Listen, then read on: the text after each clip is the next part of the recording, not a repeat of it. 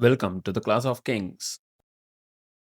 First, let's learn what is Industrial Revolution, then the reasons leading for the beginning of Industrial Revolution, and what fields Industrial Revolution spread to, what areas that it spread, and key inventions that shaped up the modern world, we can say modern technology and everything, and key inventions, key discoveries from different people. We have to learn some names here.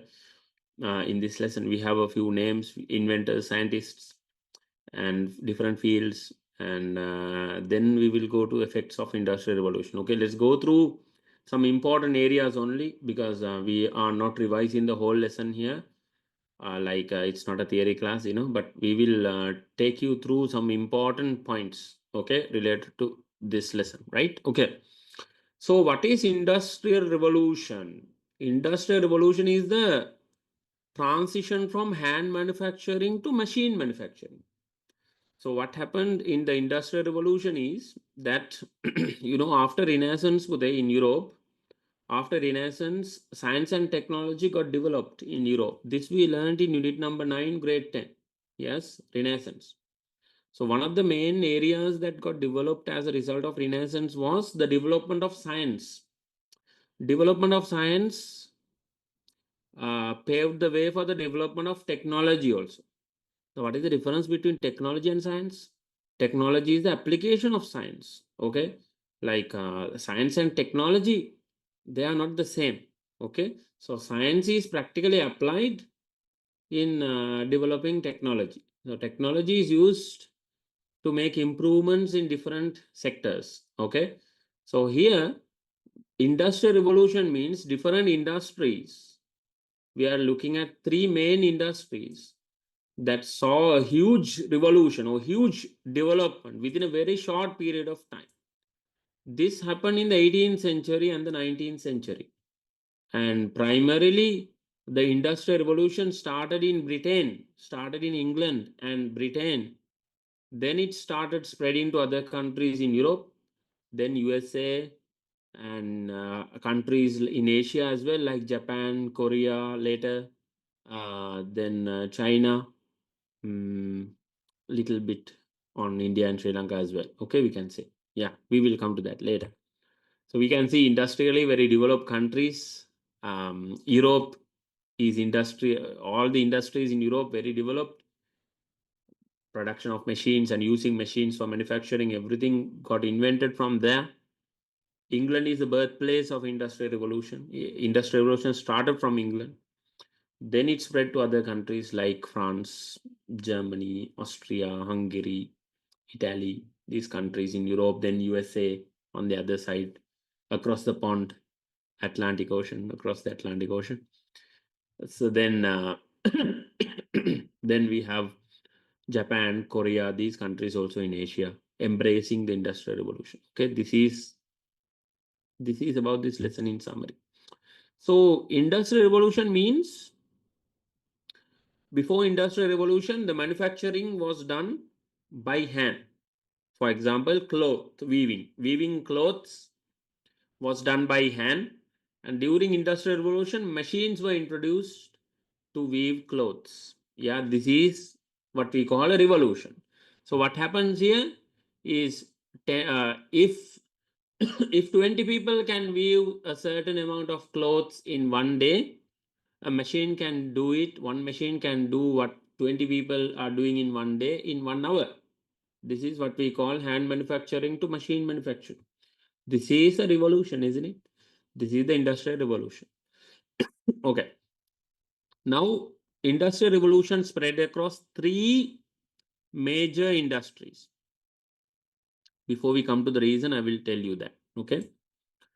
The textile industry, hand manufacturing, hand weaving processes became machines were introduced in the textile industry. More clothes were able to be produced because of that. That is the development in the textile industry. So Industrial Revolution was primarily based on three industries.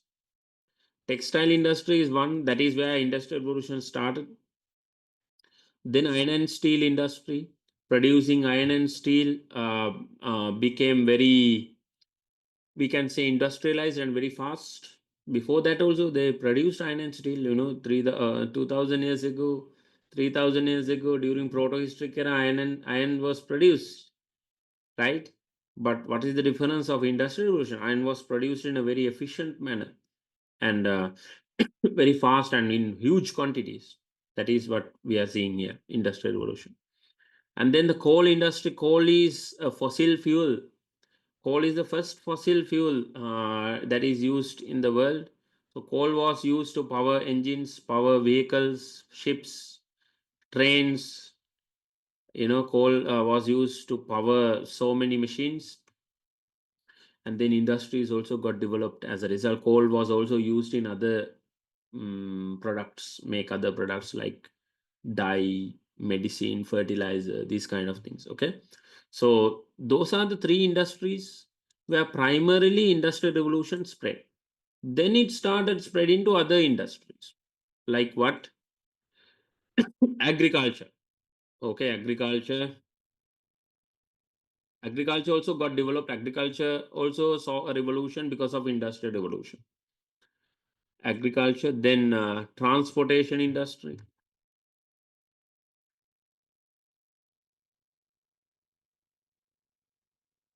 and then the communication industry. Okay, so these industries also got developed secondarily. So primarily these three industries got developed as a result of industrial revolution. Machines were introduced in these three industries that made production, manufacturing very easy and in large quantities. And this technology helped in spreading industrial revolution to other industries as well, like agriculture, transportation industry, and communication industry. Okay, now let's take a look at key inventions of these industries. But before that, let me just, since I wrote agriculture, transport, and communication, I'm going to tell you a little bit about that, so you can easily form the connection between these three and these three. Okay, so basically, agriculture also saw huge improvements, like new methods of cultivation.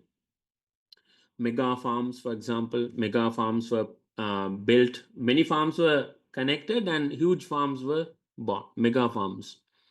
Then crop rotation methods, different methods were introduced in agriculture. Machine and equipment were used.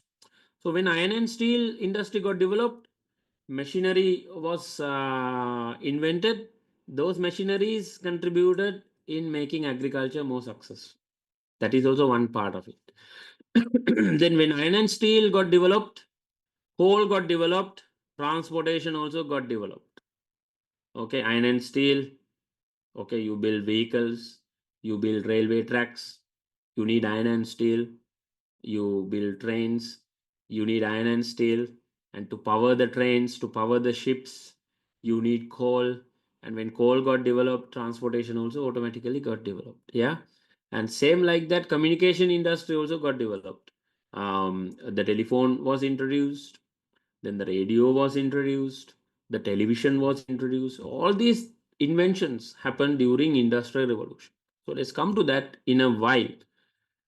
After some time, let's go through these inventions in the textile industry and so on. Okay, but before that, let's take a look at the reasons for industrial revolution. There should be there's no there's no smoke without a fire, right? So there should be a reason for industrial revolution.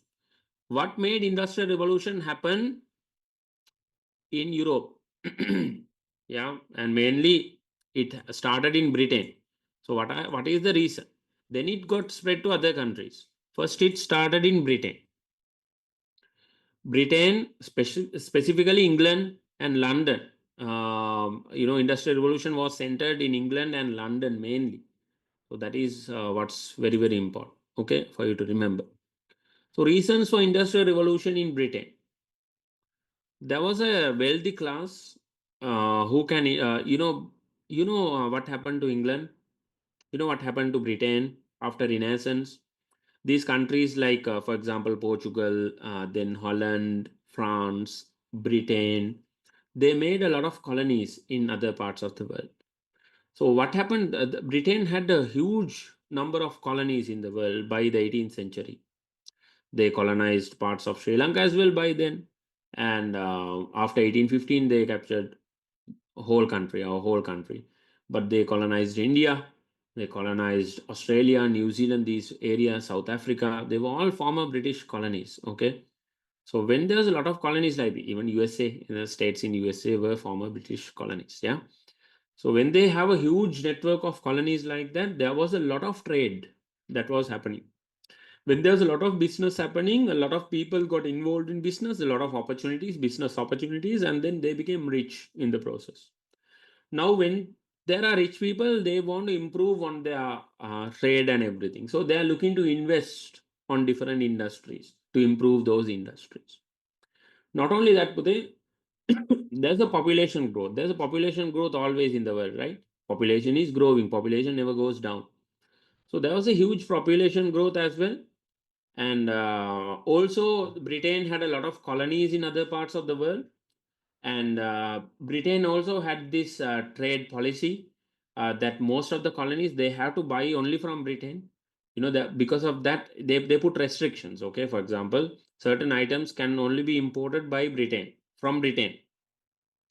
So because of these restrictive policies and forcing other colonies to buy their products and all, there was a huge demand with the increasing population as well. There was a huge demand for goods. Okay.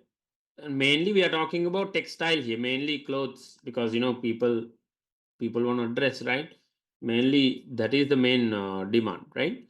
And that is another reason. Rapid growth in population creating a high demand for goods. Then expansion of knowledge in science as a result of Renaissance. Renaissance also, like I said before, helped in the Industrial Revolution because science got developed as a result of Renaissance in Europe, and then science was applied to technology. So technology became advanced, and then hand manufacturing wanted to go to machine manufacturing. That was demanding because people could not meet the demand. Now demand is huge and the manufacturing process is very slow, hand manufacturing. So you weave clothes using the hand, and then that takes a lot of time and a lot of manpower, a lot of labor. A lot of people had to work to produce a lot of clothes. So that is why machines were invented, to make things easy. That happened over a very short period of time, over a few decades. And that is why we call it a revolution. It happened rapidly at a very small period of time. That is what we call a revolution. Okay. So industrial revolution is that. What are the three industries for the industrial revolution happened in? Three industries? textile, iron and steel, Textile industries, coal iron and mines. steel Textile, iron industry, and and coal steel, and industry. coal. Yes. Okay. Then industrial revolution also spread to three other industries. What are those three industries? Agriculture industry, transport industry, communication industry. Very good. Agriculture, transport, and communication. Very good. Well done. Right. Then we will come to reasons now. See, reasons for industrial revolution. Industrial revolution mainly happened in Britain. So these are the three reasons mainly. You can remember these three. And reasons that led Britain surpass other countries in industrial revolution. Now, I'm not saying there was no revolution in other countries. With Renaissance, all the European countries were going through some sort of revolution. There are, all countries had science and technology getting advanced.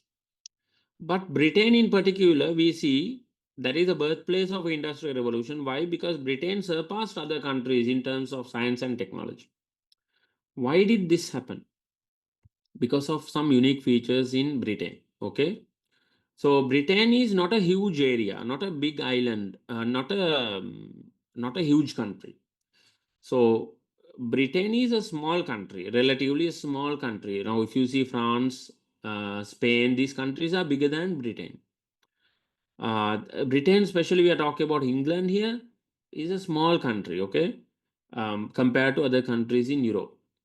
So, being a small country, Britain had many markets in the country, like London, for example. In Scotland was there in the north. Then you have Ireland. All these parts were called Britain, right?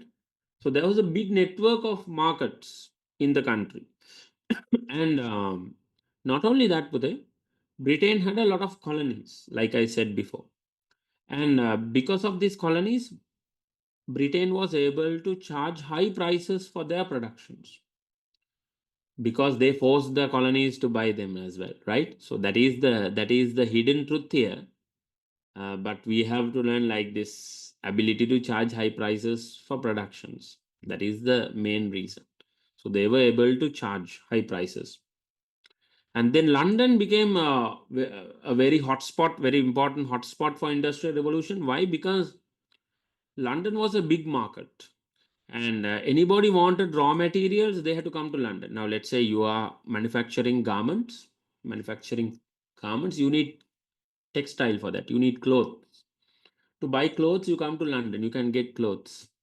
And then let's say you are an investor or you are an entrepreneur, you are a businessman, you need money to invest in your company, you need to expand your company. You can go to London and meet investors there, right? Because there's capital in London. Okay, there's capital. Capital is the initial sum of money that is used to start a business, right? This is what you learn in your commerce lesson. Yes. So when you need capital, let's say you have the ideas, you have the resources, but you don't have the money. So you go to London, meet investors who are willing to invest. Like I said before, wealthy people, because of trade, they are ready to invest and they can invest in your business. Not only that, London is a center for products. You want to buy something in wholesale, you want to buy something in large quantities, you can go to London and get it because London was a trade hub, commercial hub. So those are the reasons that led Britain surpass other countries when it comes to industrial revolution. So Britain took a huge leap forward in industrial revolution. Other countries had to catch up. You understand what I'm saying? So Britain was the leader in industrial revolution. Other countries had to basically follow the footsteps of Britain and go to that level. Okay, so this is what we are learning in the first 2 points: reasons for industrial revolution and what made Britain surpass other countries in the industrial revolution. You have to remember those. Okay, right. Now we will we'll go through a few key inventions in the textile industry. Now, in the textile industry, Bude, now for example, you want to manufacture clothes, you have to weave clothes. To weave clothes, Bude, what do you need? What are your clothes made of? What is your t-shirt? What is your frock made of? Cotton. Okay, what do you call it? Like, that is cloth, right? This is cloth, but what is the raw material in cloth? How do you make clothes? Thread. By weaving what? Yeah, Threads. threads. Oh, yarns. Thread is mainly used to stitch clothes. Yarn is basically what you have, like yarn is like the cotton thread, right? Cotton threads, little thicker than the normal thread. Thread is used to stitch. Yarns are used to weave the clothes. Okay. So you need yarns to weave clothes. Okay. Now, what happened with this invention? There was this engineer called John Kay. This is John Kay. Okay, you can also call him like this. This is the real name, John Kay.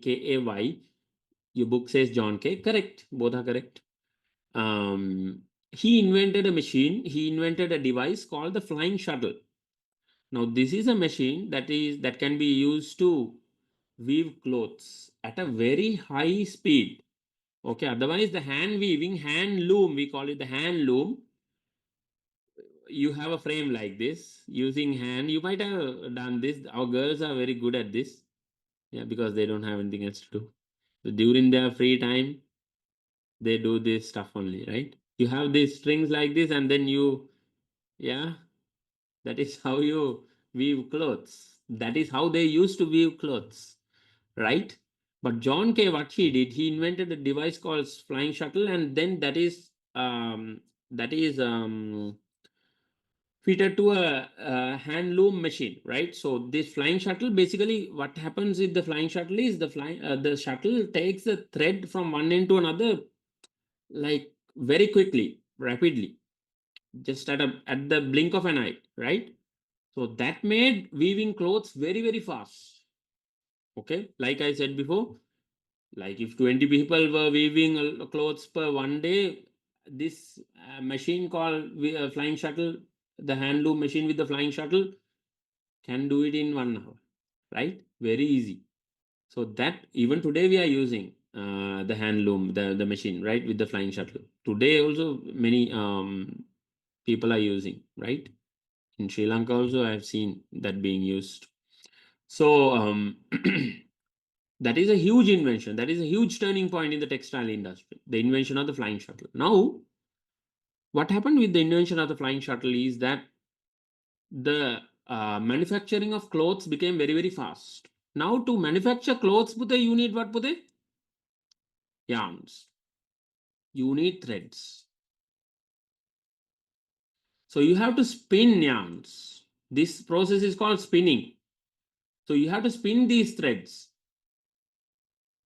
Yarns are produced by spinning.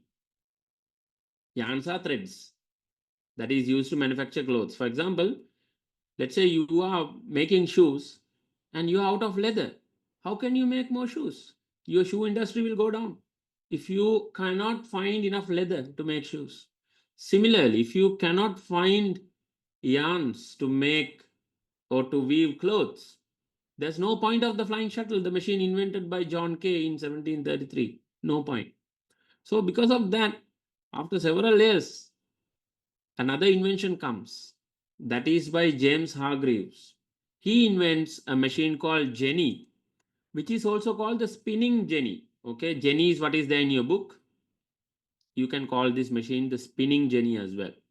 So this is what you can see, the spinning jenny in invented by James Hargreaves. So what you do here is you can spin threads in this. You can spin yarn in this. You can produce yarns quickly. You know why the jenny was invented by James Hargreaves?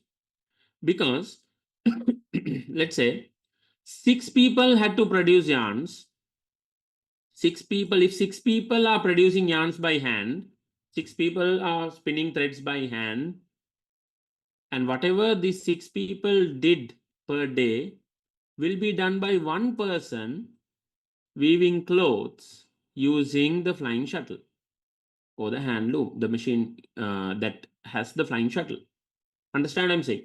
So 6 people have to produce threads for one person to weave them in one day. 6 people have to work hard for one day so that one person can weave the whole thing very quickly. You understand what I'm saying? So there was a need to produce more yarns quickly in order to meet the demand from the cloth weavers.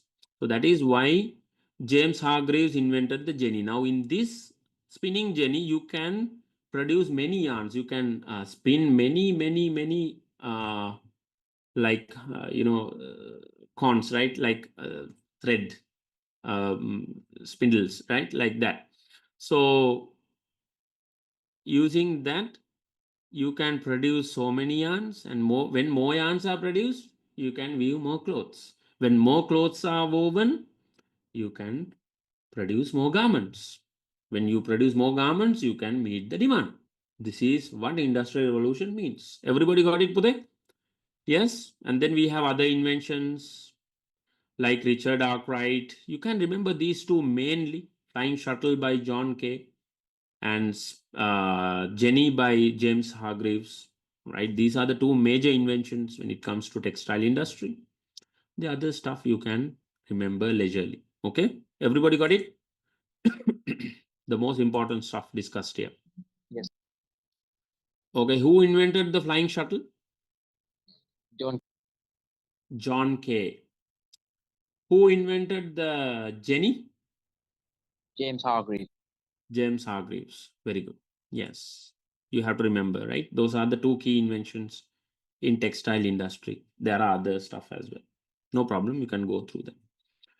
Right. Then we come to iron and steel industry. Iron is in the form of ore. Ore is a mineral that contains iron. You have to extract iron from the ore, right? So basically, iron is in the form of iron ore. Basically, iron is mixed with natural minerals like rocks.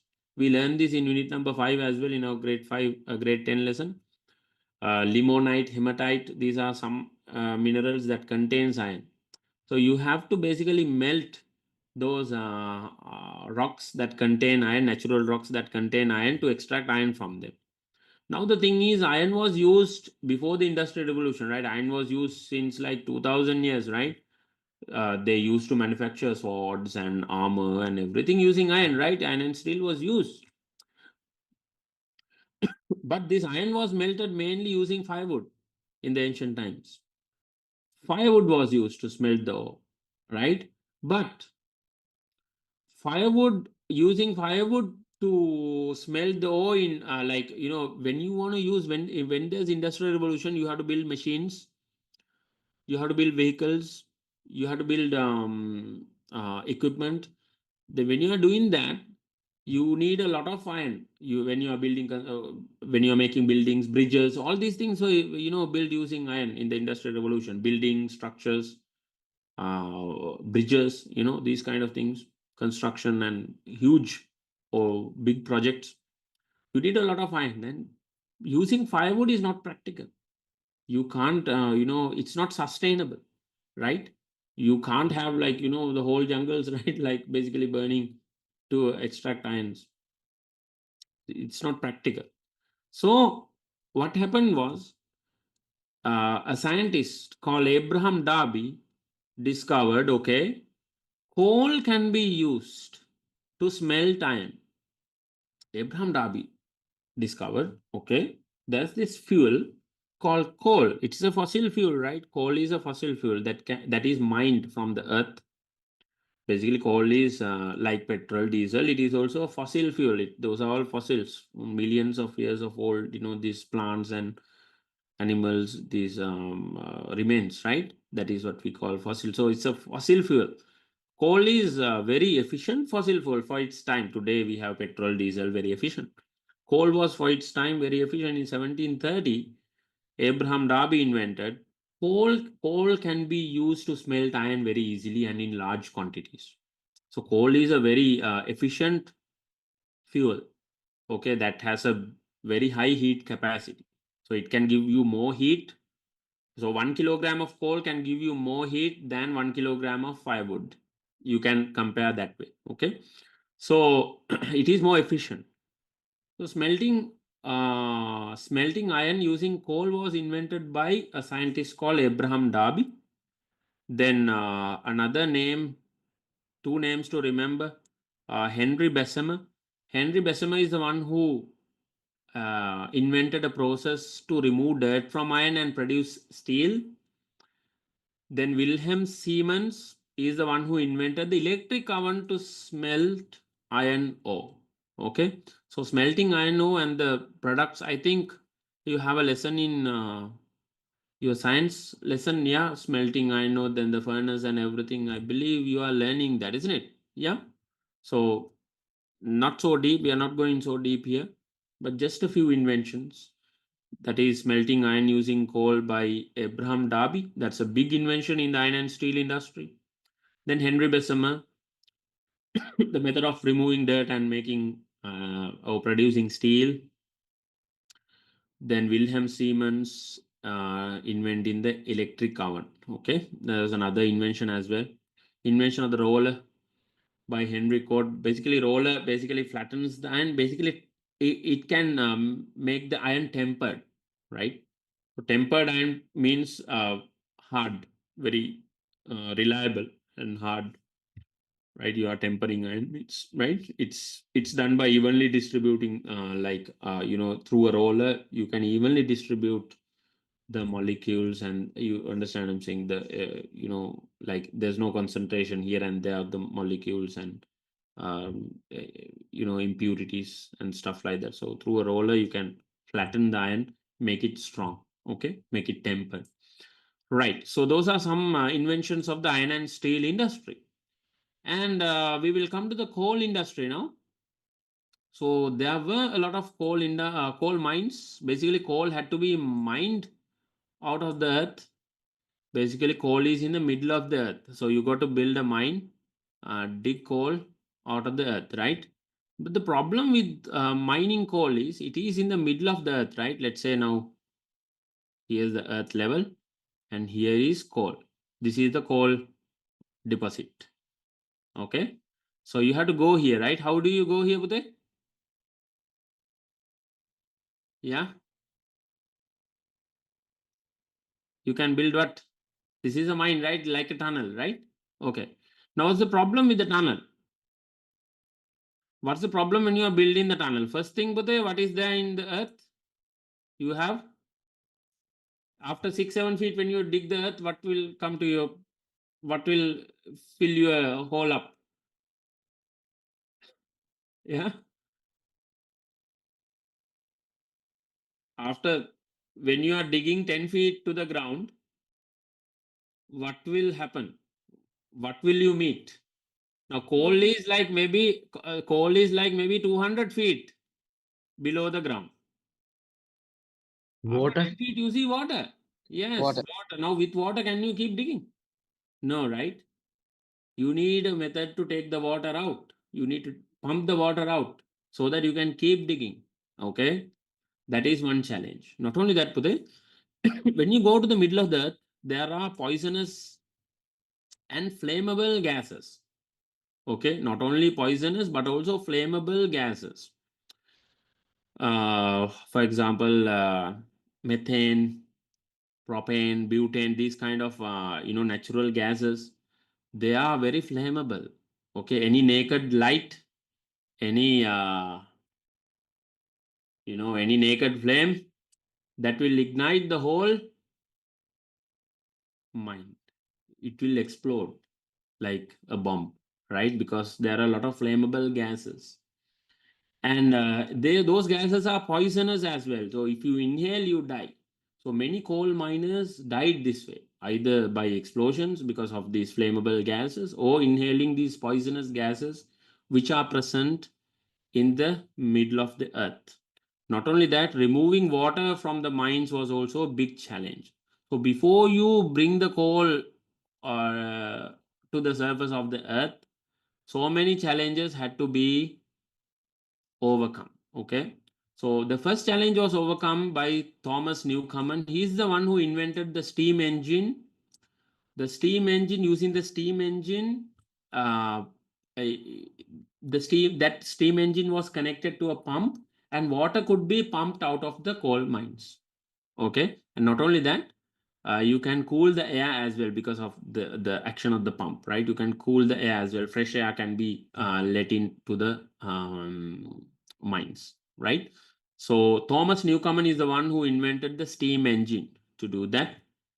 And James Watt, basically, James Watt was another inventor who developed this steam engine of Thomas Newcomen to a new model, which is more efficient.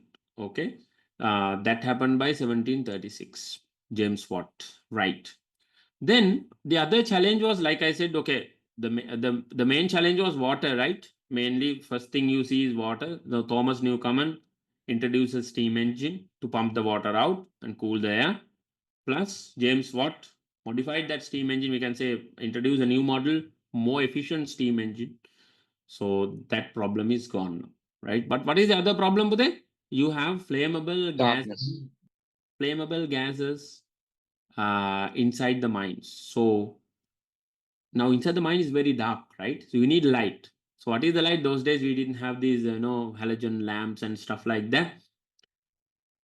What we had is a normal lamps or candles. So when you light up a candle or a lamp in the middle of the or under the mine, what will happen?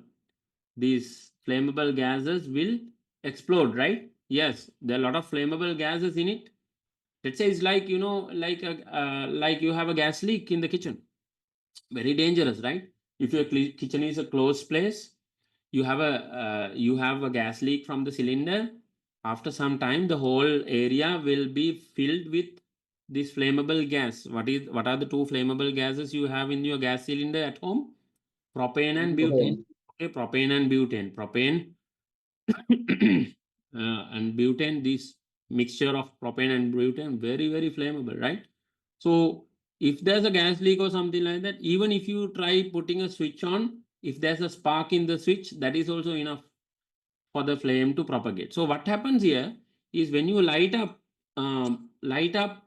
like a candle or light up a flame like this, what happens is now there's flammable gases present, and the flame will propagate. Okay, flame will propagate. Flame will like travel through the gases that will consume the whole thing. Then goes boom, right? If it is very fast, if the flame propagation is very fast, it's an explosion. If a flame propagation is slow, you call it a fire, spreading fire, right? So if now when there's a flammable gas present in a closed space like a mine, you have an explosion. Why? Because it's a very small area and a lot of concentration of these flammable gases there. Okay. So what happened with Humphrey Davy? He invented a safety lamp.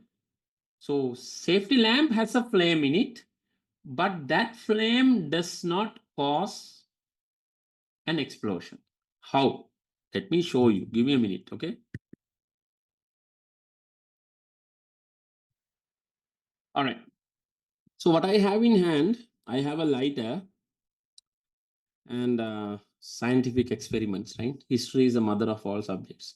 And I have a piece of a strainer here. You can see with an iron mesh. Everybody can see with it? Yeah. Yes, sir. Okay. All right. So here,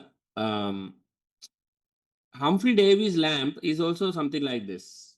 There was an iron mesh like this, a steel mesh, and in this Humphrey Davy's lamp, the flame was inside the steel mesh. Okay. So let's say now this is the lamp, this is the steel mesh, and this is the flame inside that lamp. Okay.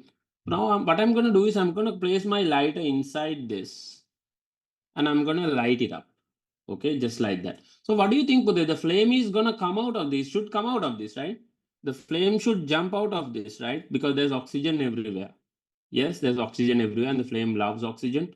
Flame consumes oxygen. That is the burning process. So what do you think, Pudhe? If I light up the lighter here, the flame should jump out of this, right? Jump out of this, right? Yes? Agree? Yeah? Yes, sir. Agree, right? The flame should jump out, but it won't. You see, I'm closing in the light. Can you see the flame would not jump out? Can you see? Yes, sir. That's crazy, right? This is the theory of Humphrey Davy's safety lamp. So what he did, he put the flame inside a steel mesh, inside a steel net. Might look very easy, but yeah, that's crazy. So this is a steel net, and the flame is inside that.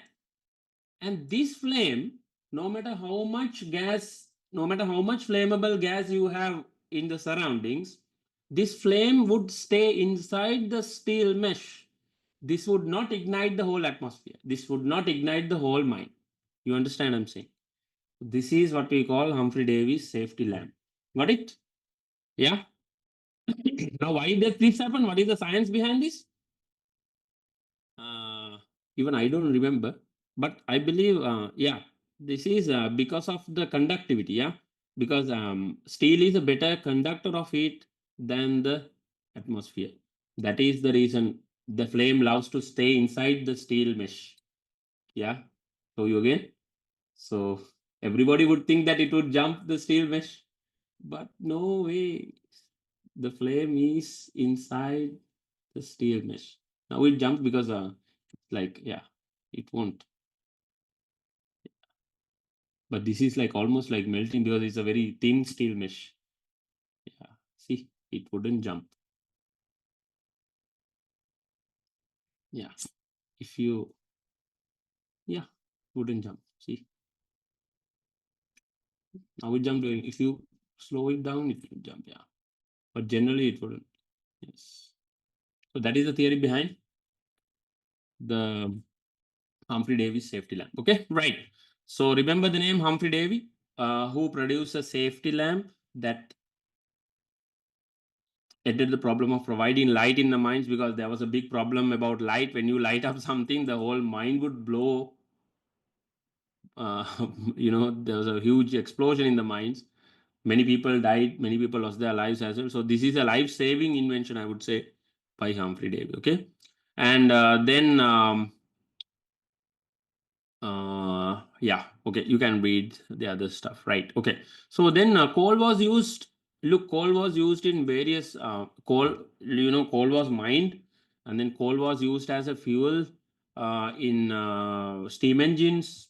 For example, those steam engines were used in trains, locomotives, yeah, are called trains, then ships and all, right? And also other normal industrial steam engines, like James Watt steam engine, which was connected to a pump to pump water and everything out of mines, and these kind of things also used coal.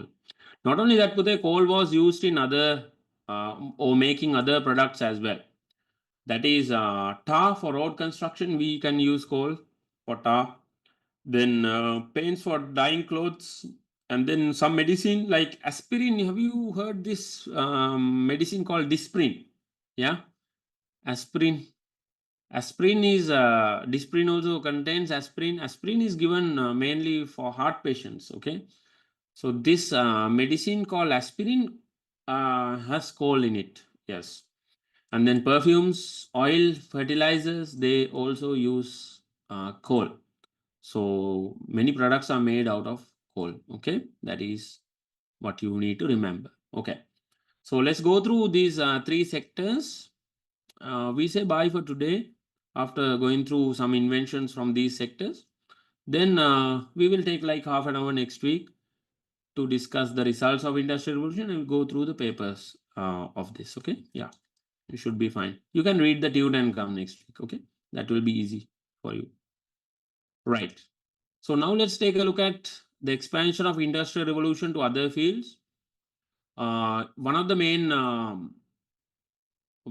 expansion that happened in the industrial revolution, other field, is the transportation sector. Okay, so one of the main inventions when it comes to the transportation sector is the invention of a new method of making roads. That method is called the macadam method. Okay, macadam method. Now, what does the macadam method do? Basically, John Macadam is the one who introduced this method, which is called macadam methods. So all the roads even today are built using this method, okay, which is called the macadam method. What is the macadam method? See, the macadam method is mentioned here. Spreading small pieces of granite on a strong foundation of bigger stones and soil by pounding and leveling.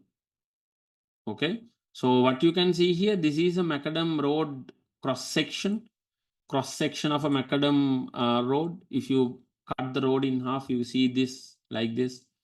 So you see big stones here. So what you do, you spread a layer of small stones, and even on top of that you can put tar. You can put tar or even smaller stones. So then you pound and level it, and also you have a slope in this road. See the slope, so water will not stay, water will basically flow out, right? So this is why the slope is kept. Yes, so here you see big stones in the foundation, then the stones layers become smaller. So this is what we call macadam method, macadam road. What is the purpose of this? Why can't we put the big stones on top and small stones at the bottom? What is this? This is physics, no? Basically, this is basic physics. The relationship between area and pressure. Yes, when the area increases, what happens to the pressure? Yeah, area is inversely proportional to pressure, right? So when the area is increasing, the pressure is decreasing. So that is why you have big stones here. The big stones, they have a big area and they evenly distribute the pressure to the ground or the loads. So it won't sink. The foundation or the road would not sink. So the roads, they have to transport heavy vehicles, equipment and stuff like that. So the roads would sink, right? You see, many roads in Sri Lanka, they sink. Why? Because the macadam method was not followed properly. Yeah, no, not built according to quality macadam principles. So the macadam principle is this: you have layers of small stones spread across a layer of big stones by pounding and leveling them, right? By leveling them. So the load is evenly distributed. So the small stones, the loads of small stones will be taken by the big stones, then again by the big stones. So it will be evenly distributed, and the road would not sink. That is introduced by who, Pute?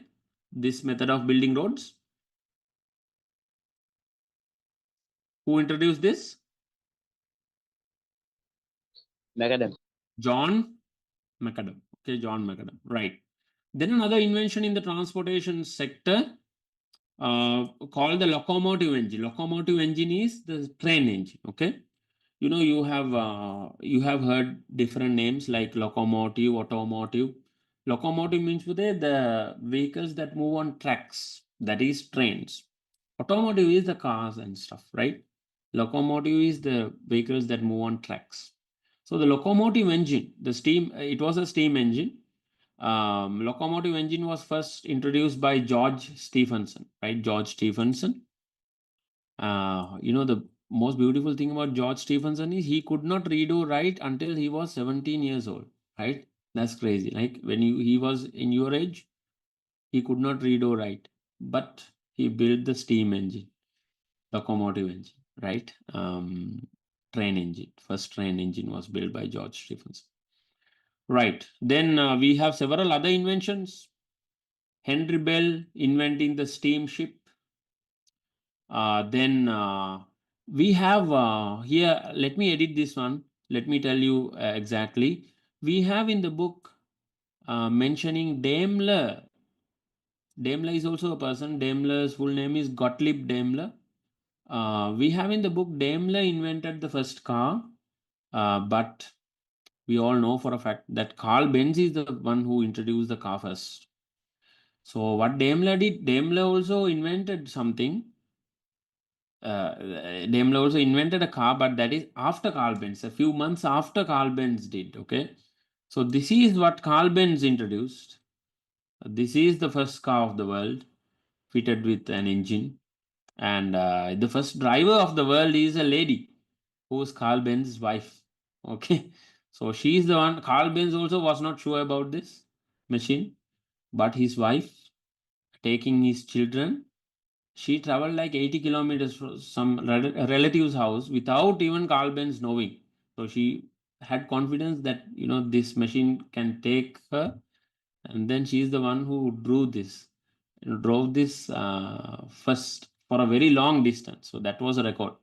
So Carl Benz is the one who invented this, right? We know this, but your book, I don't know, maybe, you know, the guy who wrote the book, either he doesn't know or either he has some problem with the name Benz or something. Okay. And then he put Daimler, right? Anyway, you have to learn the correct one. You have to learn what is there in the book. So we will learn both. Okay, right. Right. Then the aircraft was produced by Wright brothers. That is in the 20th century, early 20th century. We have the Wright brothers. Wright brothers are not aircraft engineers.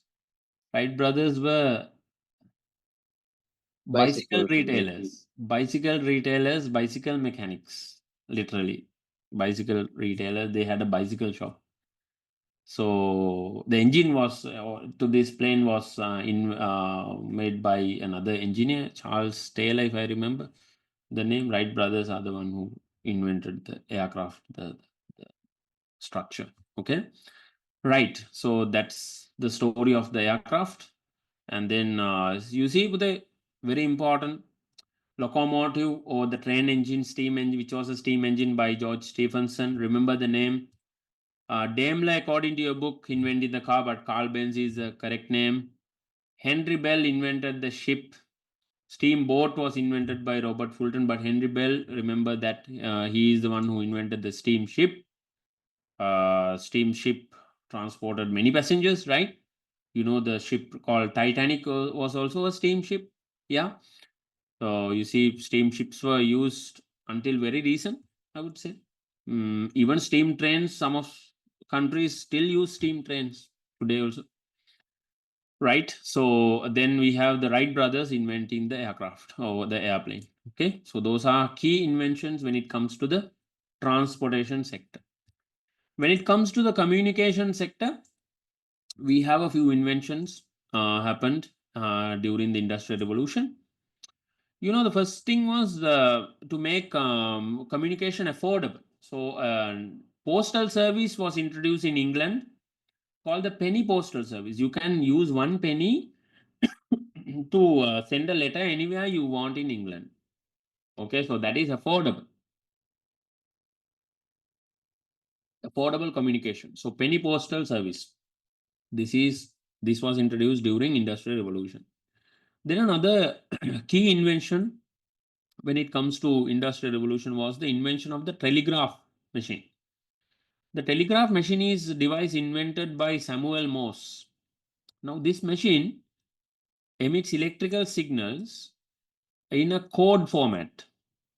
These electrical signals can be interpreted by another telegraph machine receiving one, and they can convert these codes into letters.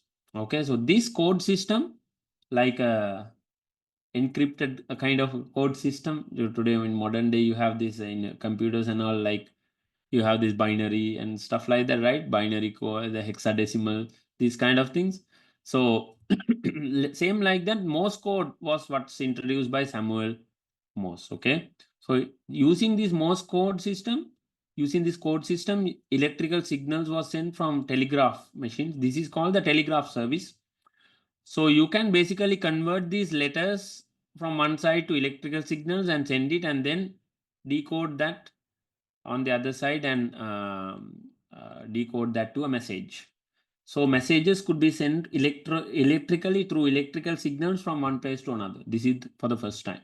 Samuel Morse is the one who introduced this one. Even today, this Morse code is not used in normal life today, but some aircraft and some ships, they still use Morse codes to communicate, with the ground stations. Not like man-to-man communication, but aircraft to ground station or a ship to ground station, like that. You still use Morse codes in modern electronics as a backup, right? Sometimes. Okay, so then Samuel Morse is the one who invented the Morse code or the telegraph service. You can send messages from one place to another. No voice, but messages through electrical signals, right? Okay. Then Alexander Graham Bell is the one who invented voice communication from one place to another. That is the telephone. Okay. So this happened in 1876. So voice communication from one point to another was possible. Okay, so after this, we can see undersea cable from England to America was laid, undersea cable, and telephone connections were established from England to Britain to USA as well. Okay, after Alexander Graham Bell invented the telephone. Then came the wireless communication. Today everything is wireless, right? That is all thanks to Guglielmo Marconi from Italy, an Italian engineer. Guglielmo Marconi, remember the name Marconi, not macaroni. Macaroni is also Italian. That's an Italian food, but Marconi is a name, right? So Guglielmo Marconi is the one who invented the wireless communication. That is through radio waves, okay, radio frequency. Today we have what wireless communications we have? We have Bluetooth, right? Bluetooth. We have different wireless communications, right? Like radar. Radar is used for different purposes. We have Bluetooth. We Walkie-talkies. have, sorry? Walkie-talkies, sir.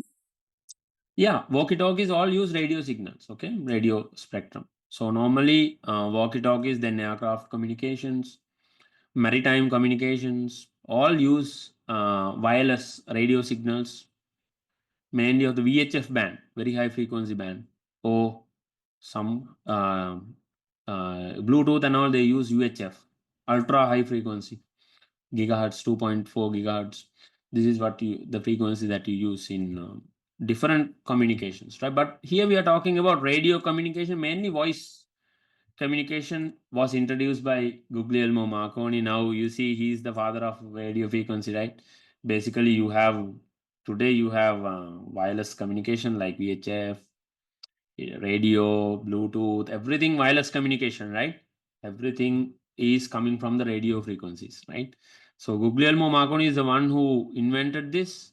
And basically what is the point of this is, like, you have one transmitter, we call it TX, and you can have many receivers, RX, many receivers. Okay, now one transmitter, the guy who is talking to the transmitter can be received by 100 receivers, no thousands or 10,000 receivers, no problem, right? That is how radio works, right? So wireless. Now what happens with this invention, another key event happens. When you have a radio like this, you can transmit a message and thousands or millions of people can listen to it at the same time, right? This is very good for what? To spread news and messages, of course. Plus, also, what about commerce? It can help in developing commerce as well. Why? Because let's say you play an advertisement in the radio and million people listen to it. Million people here listen to the advertisement, and you can spread the message very quickly. So the radio contributed greatly to the economic development as well. Everybody understand, Bude? Not like the telephone. The telephone you can talk to one person only. Telephone you can't use it for advertising, right? Very difficult, right? I mean, you can use one to one, but not one to many. So you can use the radio for one to many. So that contributed to the economic development. Why? Because you can play advertisement, you can get your government messages across, and so on. Everybody got it, Pute?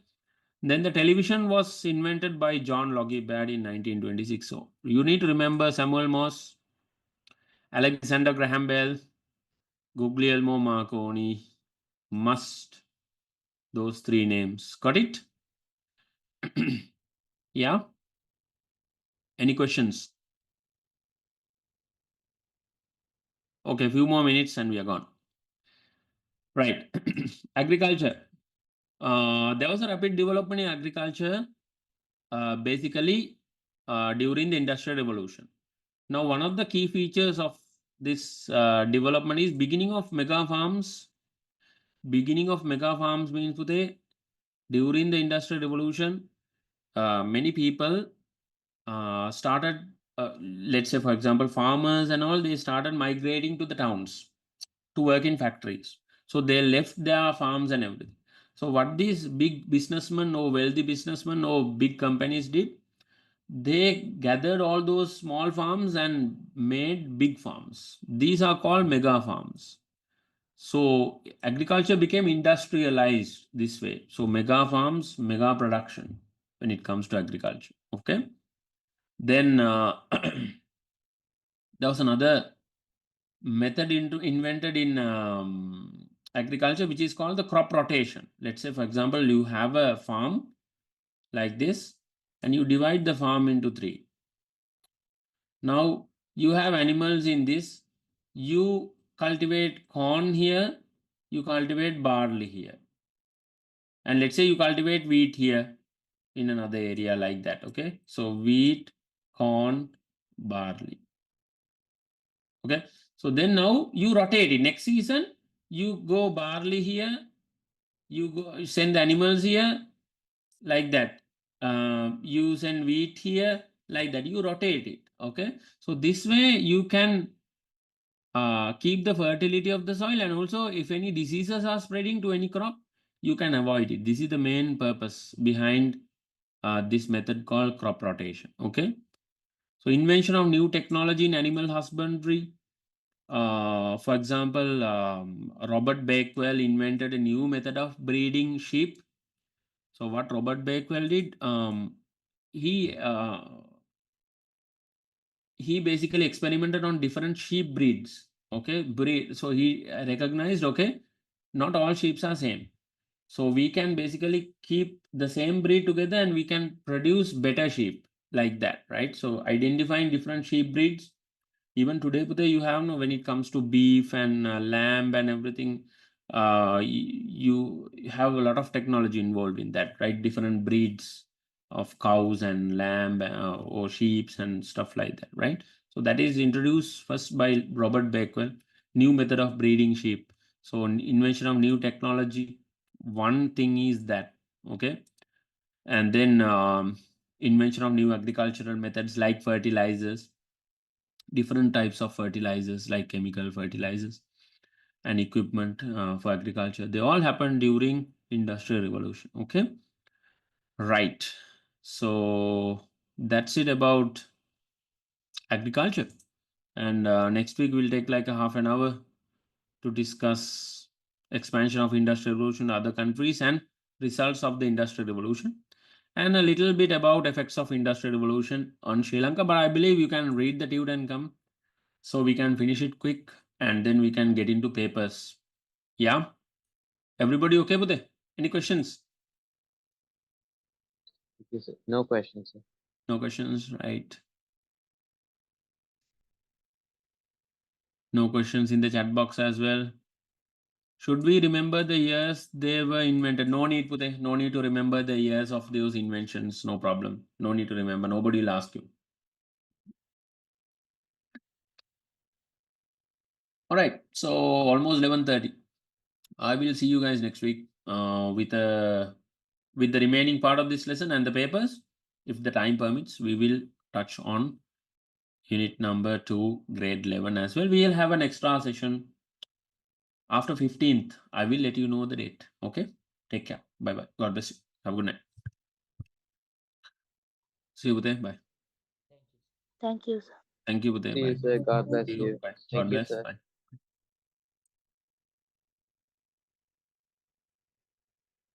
Good night, sir.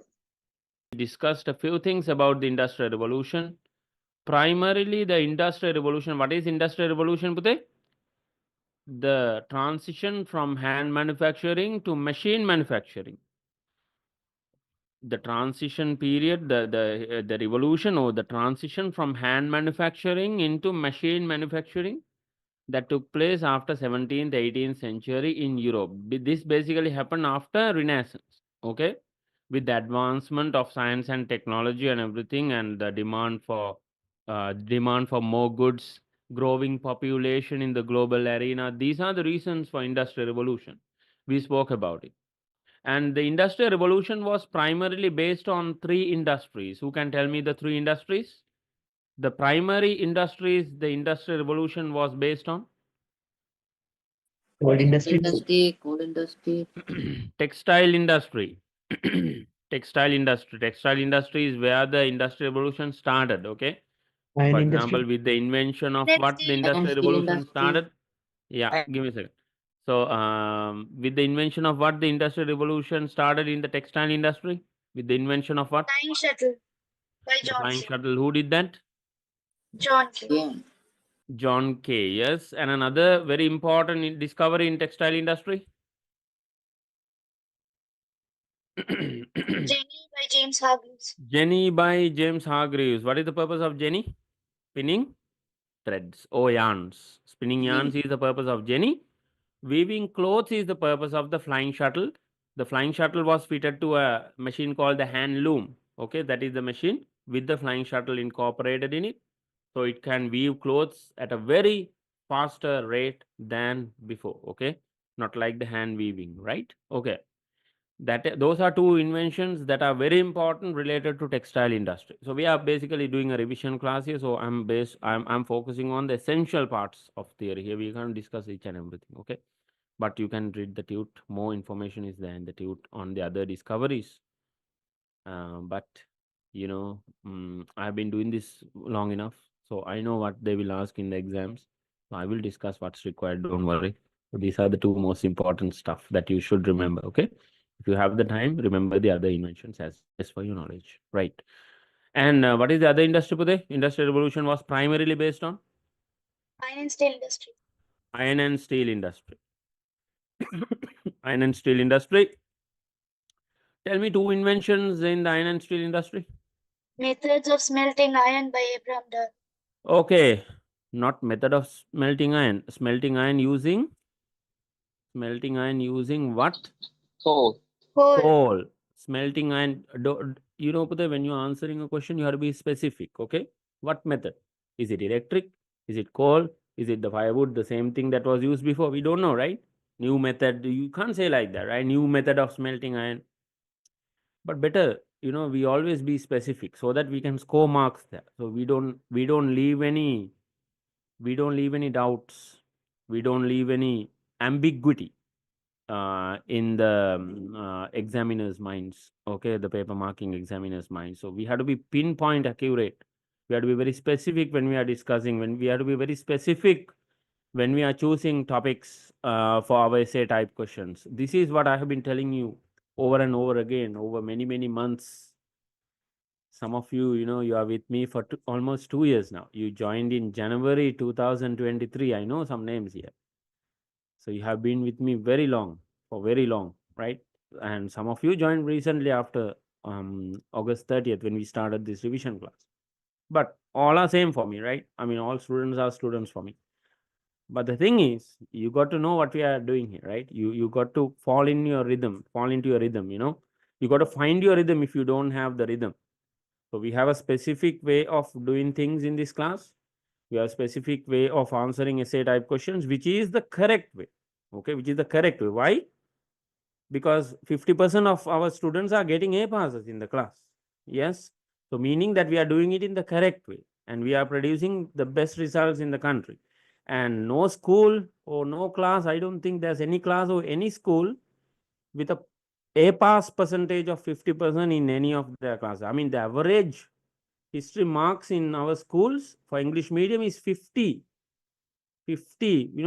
Rarely students score more than 60, 70 for their history paper. Very rare to see that. Very occasion. This is the reality. But our class, we frequently score more than 60s and 70s. Yeah. Like, you know what I mean? Like 75% of our students score more than 65. That's why we have 75% of students getting A passes or B passes.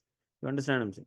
So we are doing it in the right way. We know what we are doing, right? We didn't fall from the sky. We have been doing this long enough and we know how this thing works. So follow the plan. Okay. Let's follow the plan and let's be more specific when we are especially answering questions. Think 2-3 times before you do that. Okay. Right. Iron and steel industry, and what is the other one, Pute? Okay, we Coal were industry. discussing two inventions of iron and steel industry. We will go with another one. Abraham Darby invented iron can be smelted using coal because coal is a more efficient fuel. Before that, iron and steel was smelted. Iron and steel were being produced for thousands of years, but firewood was used for that purpose, right? But to produce iron in an industrial scale, in huge quantities, that will meet the demand of the growing population and other industries, iron had to be produced in a much faster pace, faster rate. So Abraham Darby invented that iron can be smelted using coal, which is much more efficient, and that will be easy for us to produce more and more iron, right? That is one key invention when it comes to the iron and steel industry. There was another key invention when it comes to the iron and steel industry. Who did that and what is it? Anybody?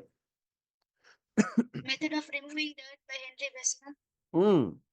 Very good. Henry Bessemer invented that steel can be produced by removing dirt from or much better steel or much better iron can be produced by removing dirt from the iron, right? That was invented by Henry Bessemer. Those are two key inventions when it comes to the iron and steel industry. Don't forget Abraham Darby. Okay, right. What is the third industry, Bude? Coal industry. Coal industry. Coal industry. Okay, coal industry. So when it comes to coal industry, tell me two inventions that shaped up or that made coal industry more advanced or Steam successful. engine. Safety lamp. Safety lamp. Who did that? Who invented? Humphrey Davy. Safety lamp by Humphrey Davy. Davy. Humphrey Davy invented the safety lamp, securing the safety in the mines of the people who are working in the mines, meaning that more people could go and mine the coal. When more people, if it is safe to go into the mines, more people will go to the mines. If more people go to the mines, more coal will be produced. If more coal is produced, other industries like iron and steel industry, which uses coal to melt iron, Then transportation industry, which uses coal for like trains to power steamships and steam engines and blah blah. You understand what I'm saying? So all the other industries gets developed with the coal industry. You understand what I'm saying? Because coal was used in so many industries, including producing tar for macadam type roads, including fertilizers, perfumes, medicines, these kind of things also use coal. Not only that, coal is mainly used as a fuel. So you understand what I'm saying? So safety lamp basically was a huge leap forward, a huge invention when it comes to securing the safety of the coal mines.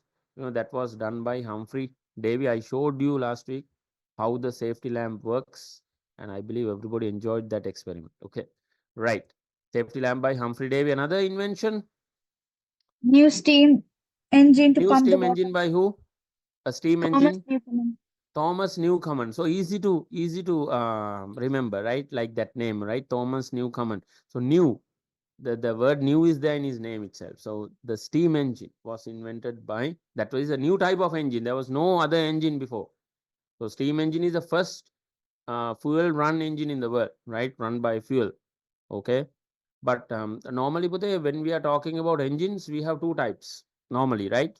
Many types, but generally we have two types. One type is called the external combustion engines. The other type is called the internal combustion engines. External combustion engine means the fire is outside. So steam engine is an external combustion engine. You see the fire outside, and you basically have a boiler. Inside that there's water, and there's also a mechanism to build what we call the steam pressure. Okay, so that is a type of external combustion engine, like the rocket engine also. Rocket engine also, you see the flame, right? That is the rocket engine, which are used in missiles and rockets that we are sending into space. They are called external combustion engines. But in the cars and all, with the petrol engine, the diesel engine, we see in cars, vans, buses, and ships and aircraft also, right? The various types of engines are there, are being used. Piston engines, we call them, gas turbine engine, various type of engines. When you do these mechanical or engineering technology stuff, you will understand those things better, right? When you are doing your A levels, and some of you are also taking these subjects, I know. So they are called internal combustion engine because the combustion is taking place inside, because you don't see the flame, you don't see the burning process inside. Okay, so these are the two types of engines, just for your knowledge. And basically, the steam engine is an external combustion engine where the flame, where the burning is taking place outside, and that is, steam engine is the first engine here we are talking about, and Thomas Newcomen is credited with doing that. Then James Watt improves it and makes it a better one. Okay, improves the steam engine and makes it a better one. So mainly the steam engine was produced by Thomas Newcomen to pump water out from coal mines. And also you can also cool the air in the coal mines using the pump, right? So those are some purposes of making this steam engine that falls into the coal industry. Okay, here, right? So those are the three major industries where industrial revolution got developed, or got or was primarily based out of. And there were three more industries where the industrial revolution spread into. Okay, industrial revolution started with textile, iron and steel, and coal. And when those three industries developed, three more industries also got developed. Yes, more inventions were discovered or invented in those industries as well. What are those three industries, Pute? Yes, primary industries are textile, iron and steel, and coal. And secondary, we can say the other industries. Yes.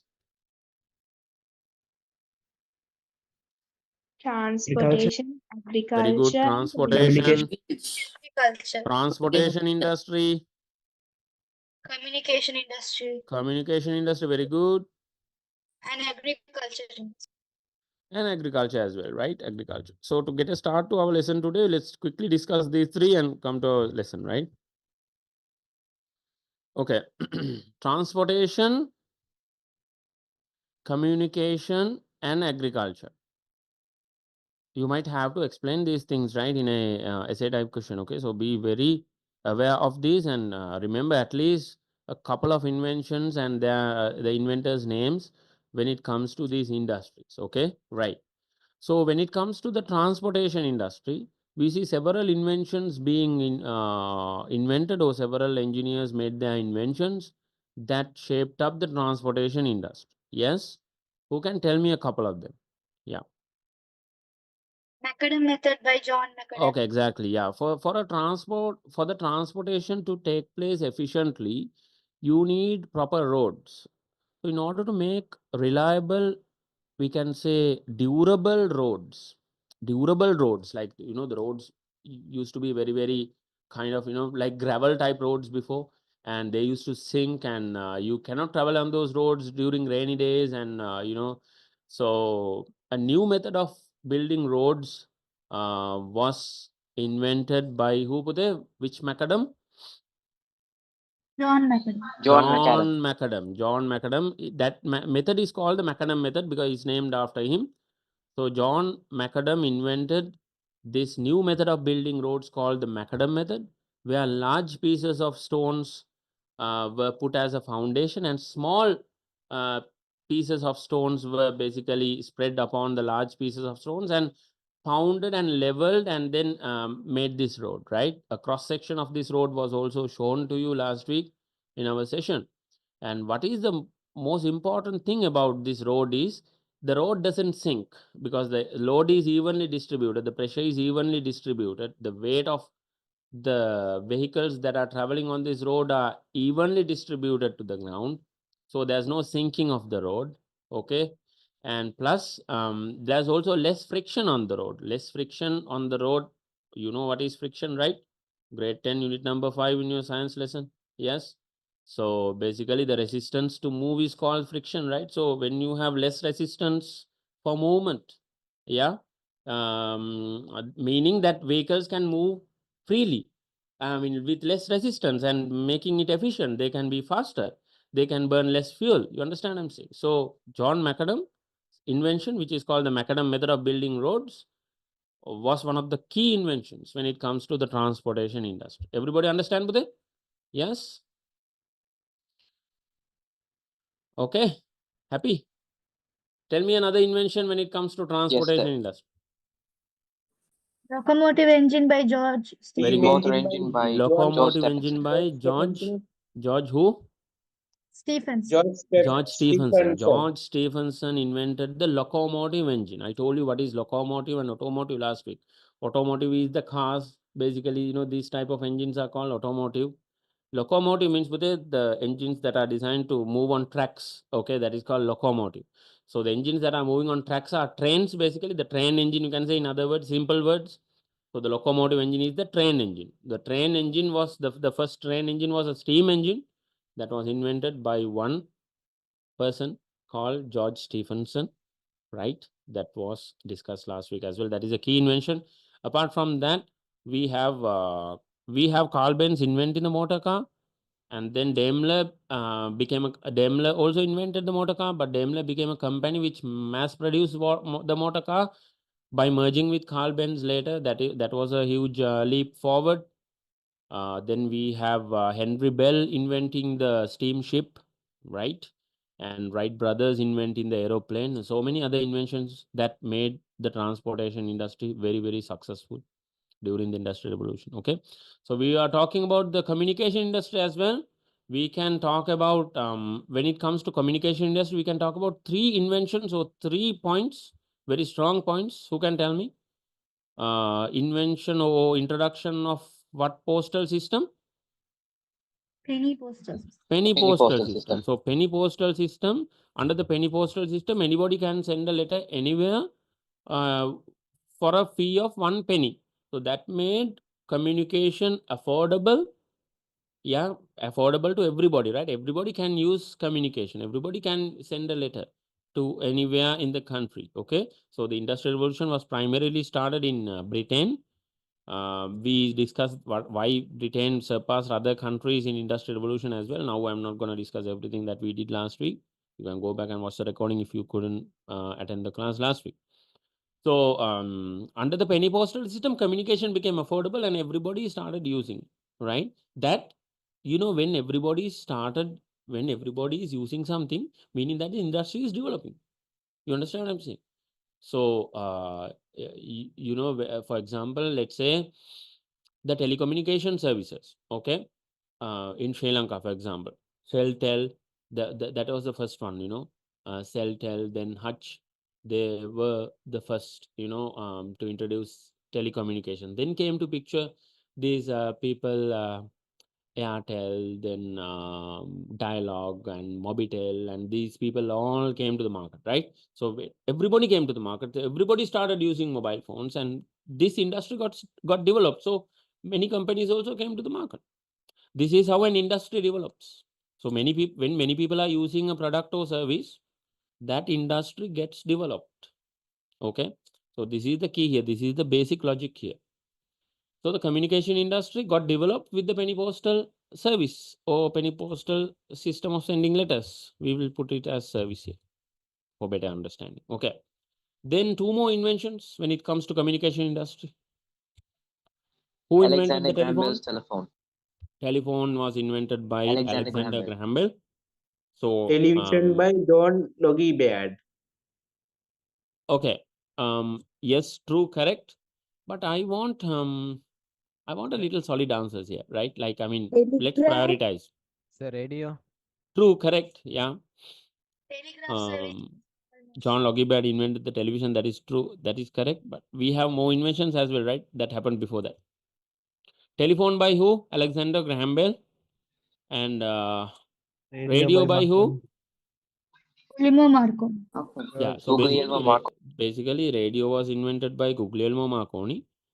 Through the radio, you could send voice communication. You could basically transmit voice wirelessly, and the television is an extension of that, right? You transmit both voice and pictures wirelessly, right? So that is like that. Okay, so that's why I have 3 slots here. So we will go with the best inventions here, but it doesn't mean that others are wrong. Okay, others are correct.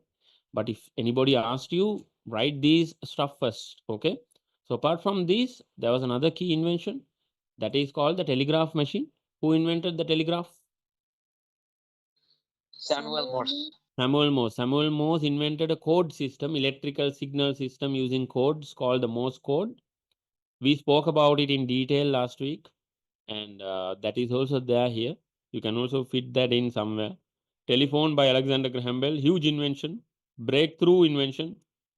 Radio by Guglielmo Marconi, breakthrough invention when it comes to the communication industry. Turning points. These are turning points. Okay, right. Especially when it comes to the radio, through communication industry, the economy was also developed. Why? Because through the radio, you understand, radio can be used in economic activities like spreading messages, advertisements, and commercial advertisements and stuff like that. Okay, so that's why the radio is important, because it contributed in the economic development as well. Not only the communication industry got developed, with the invention of the radio, the economy also got developed. Why? Because you can now transmit or you can now broadcast messages to millions of people, right? And you can get your message to millions of houses through the radio wirelessly. Okay, telephone cannot do that. Telephone can only accommodate 2 people to talk. It's like a two-way communication. This is what we call like that. So but radio is one to many. Okay, right. Okay, then agriculture. When it comes to agriculture, also we have a few changes that took place in agriculture. Beginning of mega farms is one huge step in the development of agriculture. How the mega farms were produced, how the mega farms were invented or introduced? By amalgamating or by combining these small farms. Okay, mega farms were introduced, right? Through mega farms, the food production and everything went up high. And then another a turning point in agriculture is the invention of crop rotation method, where crop rotation means you divide your land into several areas and you cultivate certain crops in one season, and then you keep rotating those crops. I showed you this method last week.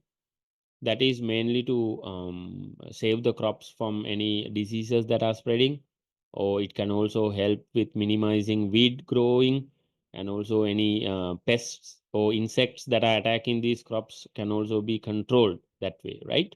So those are some inventions when it comes to agriculture. Then we have Robert Bakewell, for example, inventing new methods of animal husbandry like breeding sheep and stuff like that. Then more advanced fertilizers like chemical fertilizers were invented, and more machineries were invented in making agriculture more successful. Those are some points related to agriculture. You can read the dude for more information. That's a quick reflection of what we learned last week. And we are gonna learn what's there for this week. Okay, so I had to remind this to you because most of you have forgotten. We are good at forgetting things, so that's why I had to remind these things what we discussed last week in a quick manner. Okay, right. So now today we are focusing on the, can you all see the dude today? Today we are focusing on the expansion of the industrial revolution to other Yes, sir, I can countries. see with you. Industrial revolution was mainly started in which country, Pute? Which country is the birthplace of industrial Britain. revolution? Britain. Britain. It spread to other countries. Okay. Like what? Germany, France, Belgium, Austria, and Hungary, then Italy, and other European countries in general. Almost all the European countries embraced industrial revolution happily. And then it also spread to USA, right? USA.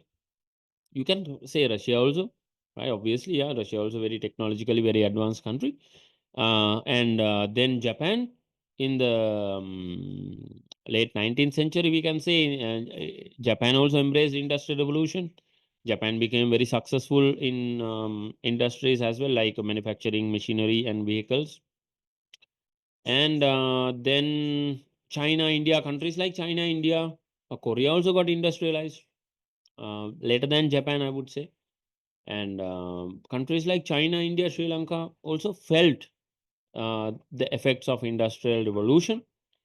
Now you would argue like why we are not industrially very advanced country. That is because we were a colony of the British. When the industrial revolution happened in Europe, we could not embrace it fully because we were a colony. We were controlled by the British.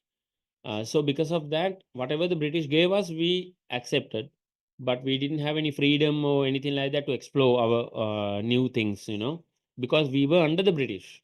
Okay, so our people did not have any research wings or any access to knowledge. Yes, you understand what I'm saying, and the British were controlling us, right? That is one reason why we are not industrially developed. Okay. Another reason is there are many reasons, okay, why we are not industrially developed. Okay, now you would argue, okay, we were free for 75 years, right? 76 years since independence, and we are still not industrially developed. That's a different story. But what I'm saying is, we could not feel the full effects of industrial revolution because we were mainly under the British during that time, and whatever the British basically exported to us, we had to take it because we were under them. And the British, for example, the British exported machinery to Sri Lanka, but they never started machine manufacturing plants in Sri Lanka. The machine manufacturing plants and the research and the technology, anything related to these inventions, everything happened in Britain. We were under the British. We only got some effects of it. You understand what I'm saying? So that's we will discuss that as well. And then, what are the reasons for the spread of industrial revolution? Why industrial revolution spread? Yes, because industrial revolution started in Britain. Okay, why did the industrial revolution start in Britain? That is because of the growing population. Britain had many colonies. There was a growing population in all those colonies, plus Britain as well. There was a need to manufacture goods at a very fast rate. That is why industrial revolution happened. Similarly, other countries also face the same scenario. Okay, other countries also had their populations growing. Not only the British population was growing, population in France and everywhere else were also growing. So there was a need for an industrial revolution in those countries as well. And then the development of travel and transport. For example, European countries and all, they had a very advanced travel and transport. For example, the car, and the car was introduced. The car was invented in Germany, okay, not in Britain, okay. So you understand what I'm saying. So that made industrial evolution spread to other areas as well. And then France and Germany also discovered coal mines there. Initially it was only in Britain, but then later France and Germany also discovered coal mines. That made industrial revolution very successful in those countries as well. So today when we are talking about machinery, England, even today, England, we don't call it Britain now. England is one part of Britain in the ancient times. So Britain is a pioneer when it comes to manufacturing good machines in the world. And then we have good vehicles coming from Germany. We have good stuff coming from France as well, like vehicles and weaponry and these kind of things. So that's about it. And those are the reasons for the spread of industrial revolution to other countries. Okay, there are three mainly. So increase in demand of goods because of the population, and development of travel and transport, and discovery of coal in France and Germany. Okay, right. Steel was already there. Okay, right. Coal as a fuel wasn't there, wasn't discovered. It was the British who discovered and made good use of it. Okay.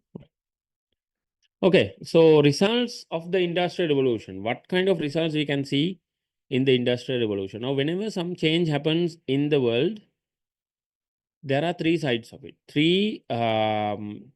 Basically three domains in the we can say in the society or in the world changes with anything that is changing in the world.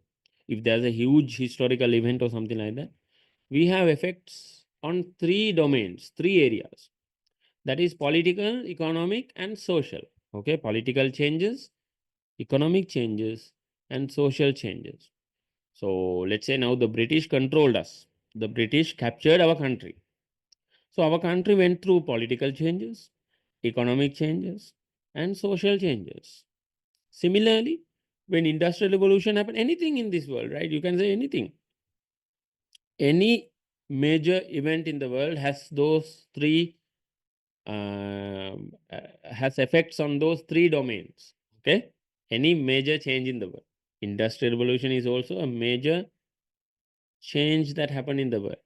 So three domains were affected. There were changes in the politics in the world. There were changes in the economy in the world. There were changes in the society in the world as well. So what happened what happened to the political field with the industrial revolution? So there was a new class called the wealthy class was born. So basically, it's like, in simple words, the rich people became richer. You can say the poor people became poorer. That is what you can understand by industrial revolution. The rich people were able to grow their money because they invested in industries. Those industries grew. Okay, let's say you are already rich. You are investing your money in the textile industry, which is booming. You become even richer, right? That is how the rich class was born. Okay, but that is, we are looking at it from a political field. We can look at the same thing from a social point of view as well. We come to that. And a new group of people called the labor class were also born. Now, when the rich people started factories, you need people to work in those factories. So people who are like living in the countryside, who are farmers, they started giving up their jobs. They started giving up their farming and everything and started moving to the towns looking for a better life. They were promised a better life, better pay, better wage, a better lifestyle.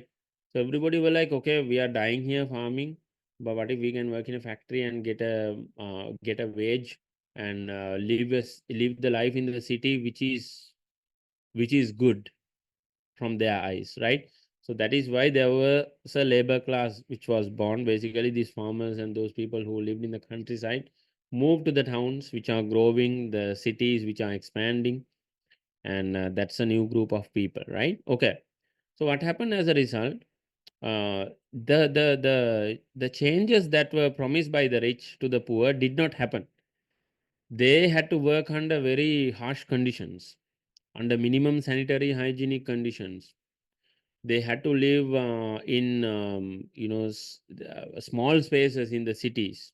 Under minimum, they had to work long shifts. Because of that, there were clashes between the rich class and the poor class. The poor class started struggling. The poor class started striking, like abstaining from work. They stopped their work in the factories to win their rights. And because of these clashes, new political concepts, new political beliefs like socialism and liberalism came into picture, right? What is socialism? Pute? Socialism means pute, you treat everybody fairly and equally. This is the basic concept of socialism. Okay. Communism is a little extreme, we can say, a form of socialism. But under socialism, we expect to treat everybody fairly and equally, every citizen, whether they are rich class or poor class. Okay. So when socialist concepts are invented in the political system of countries, clashes won't happen between the rich class and the poor class or whatever it is. Okay. So you know the full name of Sri Lanka? Anybody? What is the full official name of Sri Lanka? Socialist Democratic Republic of Sri Lanka. Democratic Socialist Republic of Sri Lanka. Democratic Socialist Republic of Sri Lanka. Yes. So democracy means we bow to the majority. We we respect the majority. That is the democracy principle. Socialist, we treat everybody equally. We take care of the people's welfare. That is the key concept of socialism. So Sri Lanka also has those qualities or those concepts in the country, in the state, in the government, in the constitution. Okay. So similarly, these concepts came like Sri Lanka, of course, got independence much later stage, but these concepts were invented in Europe itself. Socialism and liberalism. Liberalism means freedom, literally. Freedom means what? Pute? Free thinking, free to do anything you want, free to live anywhere you want, free to do any business you want, free to express your opinions. These are called liberalism. Liberalist, free to engage in any business you want, free to start any business you want without any restrictions. This is what we call liberalism. So these kind of political beliefs like socialism and liberalism gradually ended these clashes between the rich class and the poor class. Now, actually, the beginning of the rich class and the poor class is not a political change. It is a social change. Remember this very well. But introduction of new political beliefs like socialism and liberalism are political changes. Okay, remember that very well. So what these are the Sir, political changes. One second. These are the political changes. But these political changes happen because of these class changes that happen. Class change is beginning of a wealthy class and a poor class or labor class, working class. When when two new classes started in the society, that is a social change. A new group of people, right? Wealthy class who are rich, poor class who are laborers. And then there's a big disparity between those two classes. There's a big gap between those two classes. And they started treating each other differently. For example, we are not talking about, we are mainly talking about the rich treating the poor badly. This is what we are talking about here. And the poor had to stand up for their rights. So there were clashes between the rich and the poor, or the wealthy class and the labor class. So to end those clashes, political changes were required. What are the political changes that were brought to end those clashes? Socialism, meaning that treating the welfare of people as priority, and liberalism, let the people do whatever they want to do. Let's not restrict them, or let's not make them slaves. Liberalism is out of slavery. You understand what I'm saying? So that is what you need to understand. But anything that is changing in the society, remember this very well. Anything that is changing in the society, like people's education changing, people's language changing, people's culture changing, people's jobs are changing, people's lifestyle are changing, people's like let's say classes are changing, the way they are treated and these stuff are changing. They are called social changes, meaning that the society is changing. Okay, the education system is changing, it is a social change. The culture of people changing, it is a social change. Language of people changing, social change. Okay, remember that very well. Remember these concepts very well. We need that for the upcoming lessons as well. Okay, lesson number 2, lesson number 4. We all need those concepts. Everybody got it? Somebody had a question? Yes, sir. Question. Yeah, When quickly, the quickly. rich, Yeah. when the rich and the poor got divided, wouldn't it be considered an economic change as well? I'm sorry, say again. When the rich people became rich, wouldn't it be considered an economic No, change? but it's a look. If people are changing, it is a social change.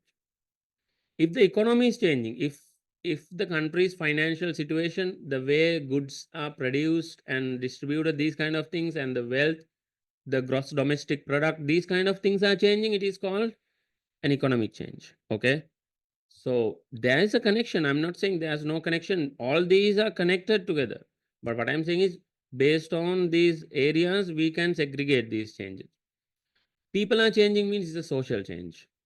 But when people are changing, the economy is changing, that particular change is an economic change. Okay, right? That is all connected, but we can segregate. Okay, end of the day.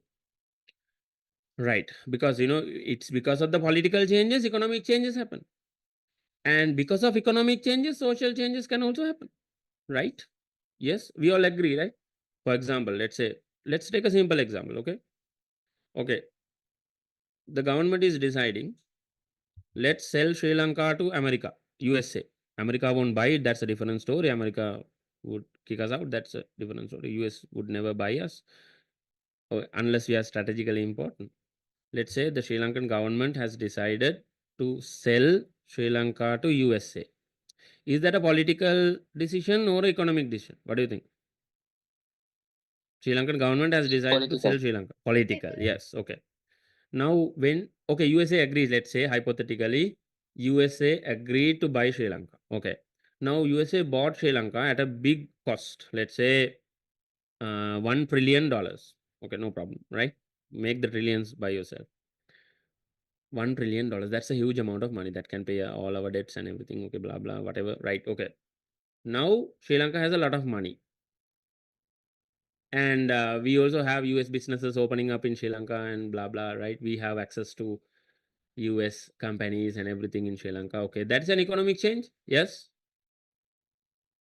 Is that an economic change or a political change? Yes, sir. Money is coming, businesses growing, production and manufacturing changing, economic change. Okay. Then now what happens? People in Sri Lanka also changing. Let's say people are giving up Sinhala and learning only English, American English, that also with an American accent, right? And people are like giving up their kind of let's say religion, let's say culture, and embracing the American culture. Now that is an economic change, political change, or a social change. Social change. They're all connected, right? Yeah, now you understand. Okay, so right now there was a new concept by one guy called Adam Smith. What Adam Smith said, now this concept is a French name. This is called laissez-faire. Okay, this is how you pronounce it, laissez-faire. Now laissez-faire means, Adam Smith said, look, these governments, you are too much involved in these businesses or production or manufacturing, right? Industries. Governments are controlling these industries too much. You are involved, you are rule making, you are restricting people too much. So what Adam Smith said, instead, let the private sector handle it. Let the people from the private sector come and invest their money and lift your restrictions. Let them freely grow those industries. Okay. Reduce. I mean, he Adam Smith never said government get out of businesses. Dear governments, it's better if you kind of like give the opportunity to the private sector also, right? More opportunities. Reduce your involvement. Don't get involved too much. That concept is called laissez-faire. That concept was introduced by Adam Smith. Okay, that is many governments also followed this policy. That is how we see the British government reducing their involvement in industries and inviting private entrepreneurs to come and start, tea estates in Sri Lanka, for example, estate cultivation in Sri Lanka. We'll talk about that in unit number 4. Okay, right. So those things are also there. And then not only that, Pute, when all these countries got developed, European countries, they started competing with each other. There was a huge competition between European countries. For example, Britain, France, Holland, then Belgium, Germany, they all were at a huge competition. There was a big competition for colonies. They wanted to capture more colonies so that they can sell their products, they can grow their markets, they can get the raw material they want for production. That is why they started colonizing or invading other countries. You see all the countries that I just listed, they started invading many other countries in the world. Okay, Britain having the most number of colonies in the world, then French, Spain also had, Italy also had, Belgium also had, Germany also had, right? So you understand what I'm saying here. So that is because they wanted to get the raw material, and also they can expand their markets. When there's a big market, they can export their products also, and they can make more money, right? So this political concept is called the neo-imperialism. New imperial. Neo means new, Nabudi.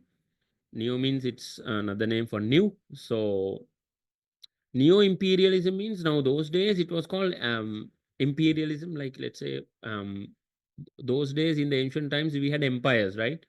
One country invading another country, annexing that country, and they go about invading more countries, and that is an empire. But imperialism means, it is also an empire, but in a different way. What do you do now? You invade other countries, you colonize those countries, or you colonize those countries by sending your people to live there, or you attach those countries, like, you basically like establish your governments in those countries. Okay, like, you have a, we can say, you control those countries, like that is what we call colony, basically based on your rules and regulations. Okay, so this type is a little different. Okay, and that is called imperialism. So this is a new type of imperialism, that is called capturing other countries, or influencing other countries to support you totally, and then they will buy your products, and you force them to do certain things, like buy your products, buy only from you, sell only to you, right? Stuff like that. Now this is by force. Now this is what's going on today also in the world. Yeah, you understand what I'm saying? So the new neo-imperialism, now Britain is not in the picture now. France is not in the picture now. Who is in the picture now when it comes to neo-imperialism? What do you think? Yeah. Import and exporting. No. I mean, which country is following neo-imperialism, a new form of imperialism, you can say? So is it like China? Okay, China is forcing other countries. We don't see that much, right? Like USA, right? China's USA, exactly. Yes, USA is following this. USA is the new one in the picture, right? Yeah, USA controls world oil, for example. Yeah, so many things to discuss. We can discuss until tomorrow morning about new imperialism. But yeah, we got to finish industrial revolution. So what USA does, let me give you a brief idea what USA does. They influence other countries, especially the political systems of those countries, and they do a lot of politics, and they want other countries to become their allies. When they become their allies, for example, when a new country becomes a US ally, US guarantees their security. We will protect you. That is the guarantee from the USA. But in return, you have to do business with us. You cannot do business with our rivals. You don't sell anything to Russia. You don't do business with China. If you want to do anything, you ask us. We will tell you what to do. And if you don't, you might be facing problems. But if you did, we will protect you. If you have any threats, no problem. Don't worry. We will protect. This is the new world that's going on, right? So many things to discuss about it, but yeah, let's jump on to the next. Okay, right. Changes in the economic sector. what changes happened because of the industrial revolution in the economic sector? Now industrial products started expanding, commercial activities started expanding, buying and selling and import, export, these kind of things started expanding, right? Many countries started doing business with each other. So what happened? The self-sufficient economy collapsed and a new commercial economy, which is called the import-export economy, emerged. For example, I told this last week as well, I believe. Like, let's say some countries became very good in producing machines and they started producing machines only. So they did not focus on the agriculture, they did not focus on becoming self-sufficient, and they started importing what they cannot produce. Like, for example, they started importing food items but exporting all the machines that they could make. Like, that is the import export economy. So there's no self-sufficient economy after industrial revolution. Okay, remember that very well. Import export economy started emerging. Agriculture also got industrialized because of the invention of new methods of agriculture and machinery. Yes, new food products also came to the market. There are many new food products today which were not there at the beginning. At the beginning, it was basic. Now, for example, like, you have wheat, you had bread. Now, how many types of bread are there, right? How many types and varieties of bread, and how many things you can make with wheat flour? How many types of cake or sweets, or how many types of foods? These all came as a result of industrial revolution. New machines were introduced, new methods were introduced, so new food products were also introduced. Okay, right. Then another big change in the economic sector is small entrepreneurs, small businessmen got together and formed big companies. Small businesses got together, small businesses thought, like, if we continue to become small, we cannot grow. So let's merge. This is called merging. Let's merge and form big companies and expand our business in other countries. So many countries like that, many companies like that spread in other countries. You see, when a company expands to other countries, we call it a multinational company. Okay, multinational company. Now, two important multinational companies that we have even today in Sri Lanka, one is Unilever and one is Singer. You know Singer, right? What about Unilever? You know Unilever? Yes. Tell me a few products made by Unilever. Shampoo and Life Dettol. hygiene boy, products. Sunsilk, Sunsilk, life Lux, boy, Dettol. Lifebuoy, Lifebuoy, Sunlight, Signal, Signal. Then many other, item. some medicine stuff as well. So many stuff like cleaning stuff and household stuff. So many things are produced by Unilever. Then Singer also, right? Singer started with sewing machines, the stitching the machines, sewing machines. Then Singer pretty much makes everything today, right? You understand? And say you can buy a whole house from Singer, literally. So Singer is a US based company. Unilever is a UK based company, or it's from Britain. Okay. So these are multinational companies. Even today, you see, even in India, there's Lux, right? India was a colony of the British, so Unilever still operates in India. So these are huge multinational companies who got into the business of banking as well. Like, for example, Singer also has finance services, Singer Finance. Like that, other local companies are also there, like Apico, for example. Apico also got it. No, you see, what you see is when these companies are expanding, they get into banking activities as well. For example, Cargill's, Food City, Cargill's also opened a bank, right? You can see examples like that. So similarly, you see Unilever, Singer, they are also involved in finance type of businesses. Okay, so it is easy, it is easy to give their, for example, to give their suppliers with loans, and they can make profits from that as well, and they can have a steady supply of goods, raw materials, for example. So that is all, multinational company type businesses. Okay, you need to understand those are some of the changes, key changes that happen in the economic sector. Okay, you can read the book for more, but this is, I believe, enough. Okay, then impact on the society. You see, many cities were created as a result of industrial revolution. More jobs were created. More business opportunities were also created. Okay, as a result of industrialization or industrial revolution. Okay, so that is the key point here.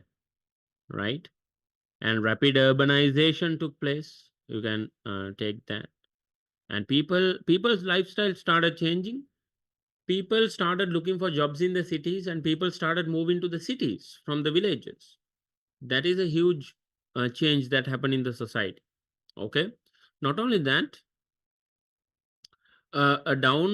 we can say a downside of industrial revolution on the society is that many cities became overpopulated. Okay, cities like London became polluted, overpopulated as well. Okay, even in Japan you can see cities which are overpopulated and also polluted because of the industries and factories. Okay. Then another big change that happened in the society is the forming of a class society. You see, mainly we can see two classes of people being born as a result of the Industrial Revolution. One class is called the rich class. The other one is the poor class or the labor class. You can say the labor class, working class, poor class, and the other one is the rich class. Rich class also had two types of people, Pute, who are born rich, who are also worked themselves and became rich. Okay. So who are born rich are called aristocrats. They inherited their properties, land, they are landowners mainly. They inherited their properties from their fathers, grandfathers. They are born rich. What will happen with their properties? They lease those properties to factories and they make money, right? They are aristocrats, okay?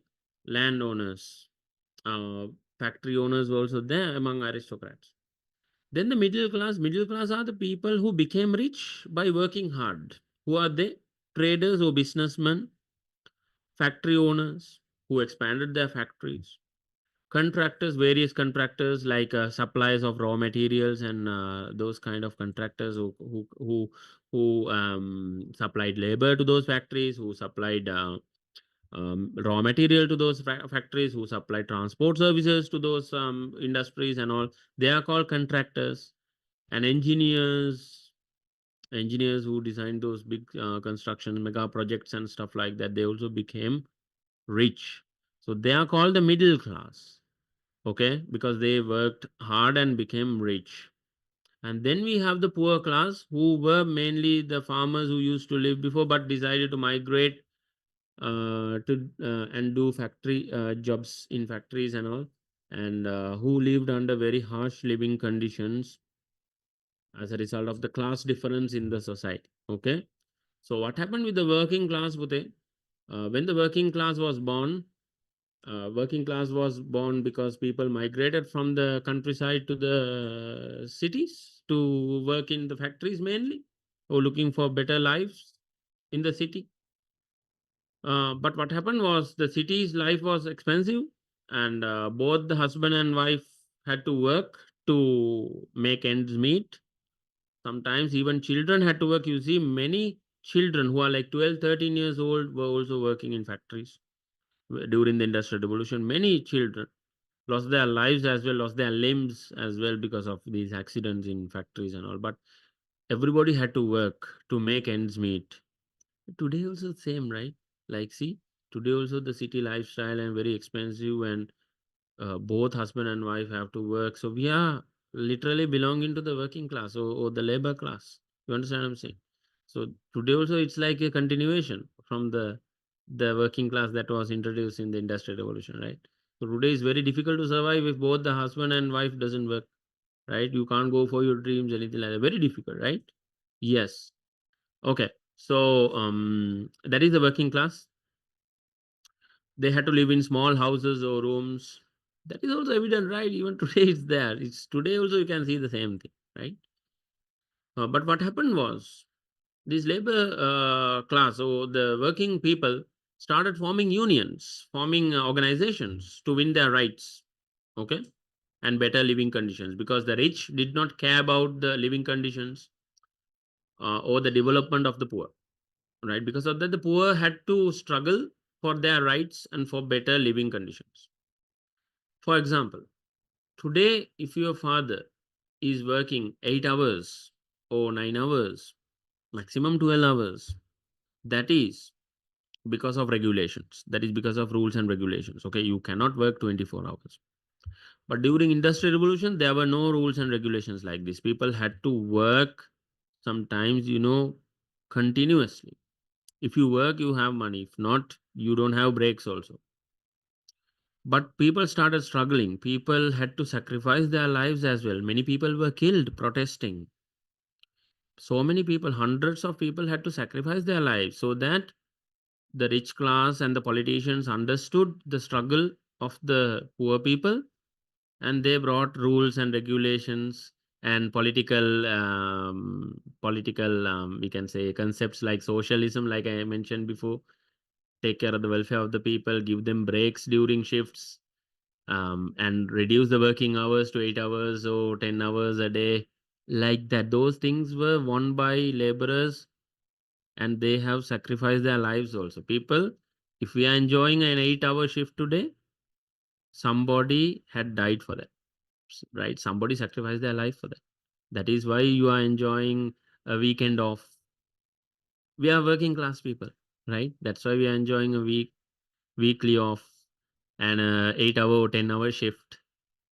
That is because somebody in the past sacrificed their lives. Otherwise, nobody would care. Rich will think about money, poor will suffer, right? Okay, you understand what I'm saying? That's why we are learning history. You got to know the basics here. So the governments had no choice but to impose laws for the welfare of the working class. This is what happened. That's a big social change as well, right? Okay. And another downside of industrial revolution is the environmental pollution. When the industries got developed, environment also got polluted. Pute.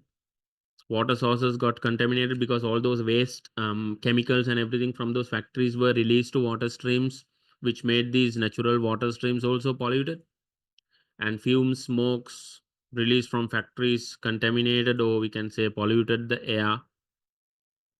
Today we have a lot of cases related to air pollution, we can say, and various types of illnesses, cancer and these kind of things, all thanks to industrial revolution, we can say, like because of the harmful chemicals and continuous pollution of the environment. Yeah, that is also one factor. Okay, right. So those are some of the effects of industrial revolution or results of industrial revolution. And let's take a look at the effects of industrial revolution in Sri Lanka. So I put this in a bunch, basically. It's easy for you to remember this way, right? So we were a colony of the British during industrial revolution. And as a result, we also experienced some significant changes. Even though we did not have the full benefit of the industrial revolution, we also had significant changes going on in our country because the British introduced those changes. What are those changes?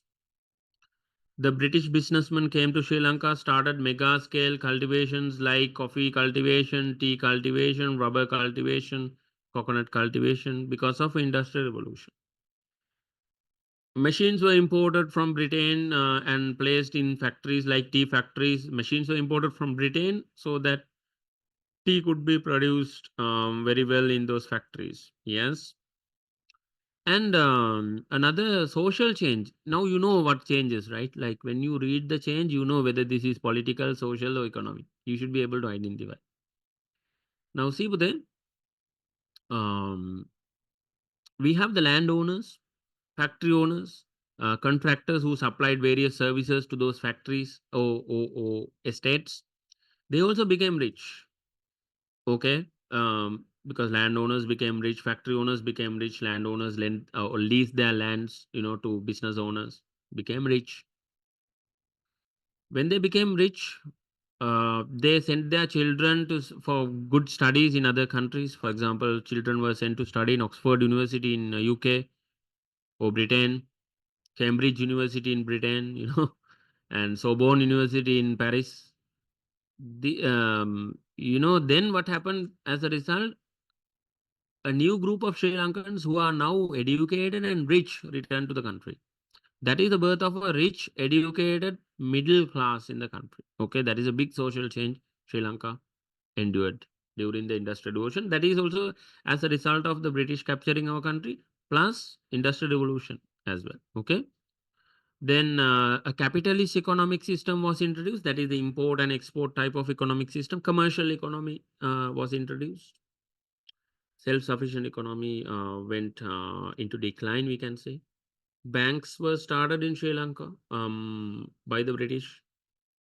And macadam method was used in building roads. For example, Colombo Candy Road was built by the British using macadam method. That is an effect on industrial revolution on Sri Lanka, right? Effect of industrial revolution on Sri Lanka. And then the postal service in Sri Lanka started.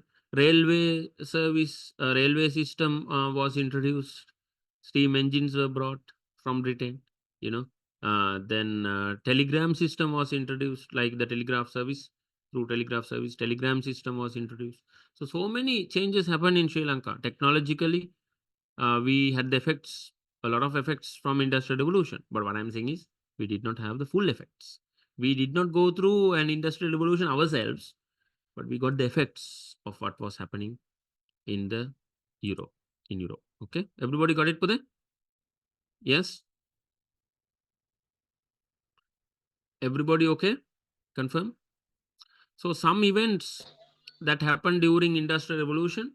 You see, Governor Frederick North, he is the first British governor in Sri Lanka. He started a coffee mill in Sri Lanka. Okay, though don't need to remember the years and all, just for your knowledge. Okay, macadam method was introduced. Yeah, then Colombo Candy Road was built. Governor Edward Barnes is the one who built it. Railway was introduced. Yes, the railway system. I told you all this. The postal service was introduced and telegram service. Yeah, first postal stamp in Sri Lanka in 1857, and telegram service was also introduced. So these are some significant events that happened in Sri Lanka as a result of industrial revolution in Europe. Everybody okay, Budhe? Yes, sir. You are a fan of BMW. Okay, BMW is from Germany. Yes, BMW is so BMW produces very good cars. Yes, exact. Mercedes Benz also same. Yeah, from Germany, right? Audi also. Okay. Are we the reason that Japan is high tech? Okay, that's a little difficult question to answer. Let me tell you why Japan is high tech. There are many reasons. Okay, there are not only one reason that a country can become very high tech. Japan was involved in World War II as well. You know this. Japan was devastated by World War II because of the nuclear weapons. The only use of nuclear weapons in a war were on Japan, right? Hiroshima and Nagasaki. We'll talk about this when we discuss unit number 8, World Wars and Conventions. But Japan, basically, like rose, you know, like from the dust, we can say. But the thing is, Japan was developed even before World War II, right? Japan was developed. Japan was developing, we can say, technologically becoming very advanced. There are reasons for that. Like industrial revolution, okay. The industrial revolution, when it happened in Europe, Japan also embraced it. So many people in Japan, there were many inventions in Japan. For example, the Honda industry, and you see a lot of Japanese products which are top notch, right? Like you can say Mitsubishi, Suzuki, Honda, Yamaha. Toyota. These are all Toyota. Toyota. Yes, vehicles. When you talk about vehicles, Toyota, Nissan, Mitsubishi is considered much better, right? Like I mean, Toyota they took over, but Mitsubishi were pioneers. So Honda also, for example, right? Honda is a very old company as well. Okay, so then we have watch brands like Seiko, for example, some very good stuff, right, in the world. So they became technologically advanced because of the industrial revolution. You know that in the technology, science, everything was embraced by Japan, and then Japan also invaded other countries like Manchuria, a big part of China. There was no country called China back then. Japan also invaded other countries to get resources, to get those raw materials. For example, Japan is very advanced when it comes to electronics, right? You know this, robotics, electronics. And you need semiconductors to make electronics like germanium, these kind of things, silicon, germanium, this kind of raw materials. So these raw materials, when Japan ran out of those, they invaded other countries to get those as well in the earlier times. And of course, now it's like the steady supply, you import and export, these kind of things are there. So that is also one side of it, right? Japan also invaded other countries, and they had empire ambitions as well. Japan started World War #2 with the aim of conquering the whole Asia. Okay, the Japan's ambition was to control or invade full Asia, the whole Asian continent. They even bombed our country. So nobody's innocent. This is what you need to understand. Okay, nobody's innocent, and it doesn't mean that somebody let's say your grandfather did a mistake, you have to pay the price. It doesn't mean that also. Okay, so we have to be very neutral here. We have to be very unbiased here. We have to be very logical here as well. You understand what I'm saying? That is what we call learning history. Okay. Okay. So we have a question from agriculture. Basically, this one came in 2023. Many students are asking the answer to this question. Yeah, this is called the line sowing method. That is a method used in agriculture. Different methods, like I said before, were introduced during the Industrial Revolution. This is also something like that. This appeared last year. Now, this student who marked has circled it because this is something we consider very less likely to come in O levels, but it came this year. But yeah, we will learn what it is, right? So line sowing is like basically you sow the seeds in a line. Okay, you sow the seeds in lines. Singaling is like, when you are making, when you are cultivating crops, you make in pathi. The pathi also have like, lines, right? Something like that. So line sowing is basically sowing your seeds in lines. Okay. So there are many benefits of this. Yes. One benefit is it helps reduce the amount of seeds needed for sowing. Now, when you sow everywhere, like when you sow like generally everywhere, you waste a lot of seeds. So this is the answer here. It helps reduce the amount of seeds, but because producing seeds and all very costly, and also wasting seeds is is a big thing, right? Like wasting seeds because when you have limited supply.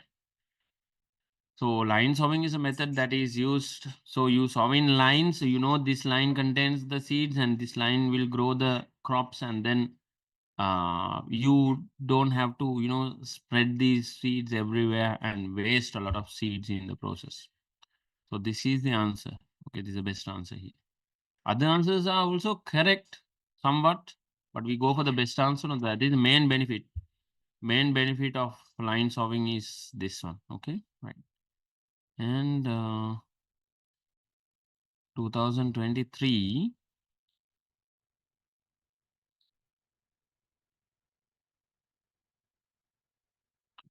we have a full essay question. So this time, because of that, we are not expecting a full essay question. You never know.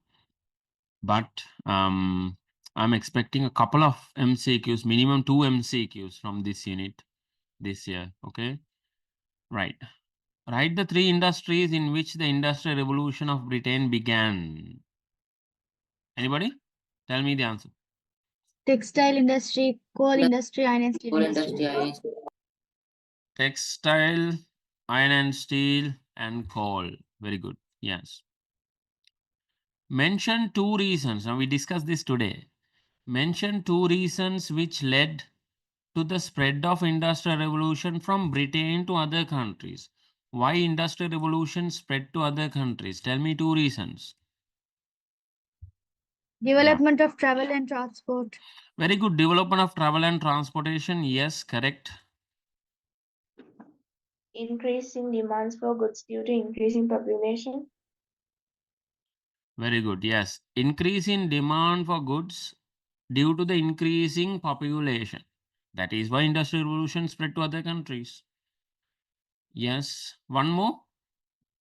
Discovery of coal in France and Germany. discovery of coal in France and Germany also helped those countries embrace industrial revolution, or industrial revolution spread to those countries as well as a result of that. Okay, so here we can say increase in demand for goods due to increase in population. You can write, okay?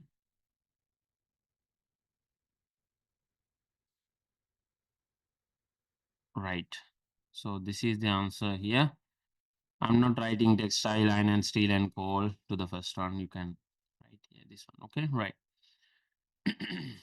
You see this third question. You know, why are we learning this now? I told you unit number 9 is, unit number 1 is not a target unit. This year I'm not expecting a full question like this. Okay. Because it already came in 2023 O levels. But there are rare cases that some questions are photocopied from the previous year. Same question repeats 2 times. That is also possible. That is why we are discussing this. Okay. In case of these questions getting repeated, you have to be ready as well. That is why we are discussing. Okay. Right. Oh, you might be wondering, right? Why we are not targeting this. We are not targeting a full essay question from this unit, and why are we discussing this? No, there's a reason for that as well. This question might get photocopied. Same question might come this year as well. So that is why we must discuss the past paper questions. Okay, right?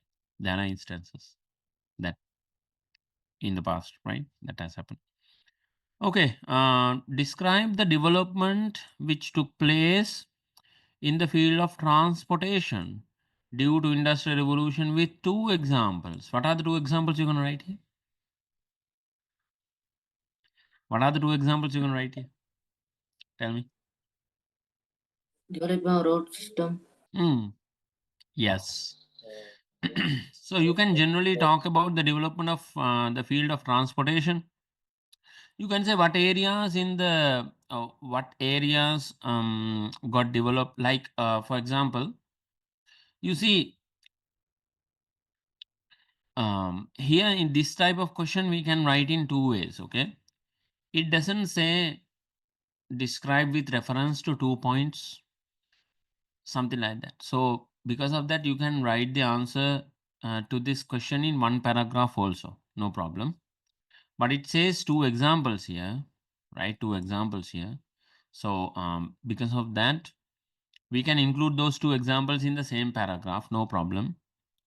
But also we can also divide. We can divide our points into 2 areas and also write. Okay. For example, development of the road system. We can write like that. We can explain that development of the road system, introduction of the macadam method of building roads, and so on. Then we can say development of vehicles, or we can say invention of new vehicles. Under that, we can talk a lot, right? Like that. Or we can combine those 2 into 1 paragraph and write as well. Because it asks us to describe the development of which took place in the field of transportation. What areas in the transportation industry got developed as a result of industrial revolution? Give 2 examples. I believe you can write more than 2 here, right? Yeah, locomotive engine, the motor car. You can write about the steamship, write about the aeroplane, write about the macadam method. That will give you full marks. Okay, trust me. So you have to write it in a very well organized manner. Let's see how you're going to do that. Okay. And then question number 4. Explain the changes that took place in society as a result of industrial revolution with 3 points. Now here it asks us to explain with 3 points, and then we can explain it in explain it in 3 points. Okay, like 3 paragraphs. That is recommended here. Okay, yeah, recommended. So explain the changes that took place in society as a result of industrial revolution with 3 points. Now let's try to do this. Okay, let me share the screen with you. Now see some of the things that I have put here in the tute. I'm going to show you once again. Okay, yeah, what are the things that we have put? What happened in the society? We are not talking about the Sri Lankan society here. We are talking about the European society. Okay, so impact on the society. You see, here we go. These are the effects on the society. You can see that, Puthe, everybody. So here, they are asking us to explain with 3 points. Yeah, the changes in the society that happen as a result of industrial revolution. Yes. Let me go to the question again. See, explain the changes that took place in the society as a result of the industrial revolution with 3 points. So we can, the best way to explain this is under 3 points. Okay, you can write 3 points. Now, those are the 3 points I have mentioned in the tute as well. Yeah, let me show you those 3 points, right? Okay, here we have 1 point here. You see here. Creation of cities, more job opportunities and business opportunities. That is an impact on the society, right? People's jobs are changing. Environment is changing, like new cities are being born, people migrating to those cities. Those are all changes in the society, right? That is there. And then forming of a class society. Under this, you can talk about like the birth of a rich class in the society. Under the rich class, you can talk about like the aristocrats who own the lands, and then the other middle class who became rich, like who are traders, factory owners, bankers, engineers, contractors. Those also became rich. Those people also became rich. That you can talk about in a separate paragraph. And here about the working class also, you have so much to talk about. Their living conditions. People had to work hard, husband and wives. Children also had to work. They had to live under very harsh conditions. To overcome those, they started their struggles and won their rights and these kind of things. And you can sneak in the environmental pollution part also somewhere if you like, but environment changing is also a social change. But here I don't want you to write environmental pollution separately because it's kind of weak. But these are more than enough for you, like to write about the changes in the society. Okay, impact on the society as a result of industrial revolution. You can include environmental pollution also, no problem, as a separate point. But I believe forming of the class society, it can be broken into 2, and then creation of many cities, more jobs, more business opportunities.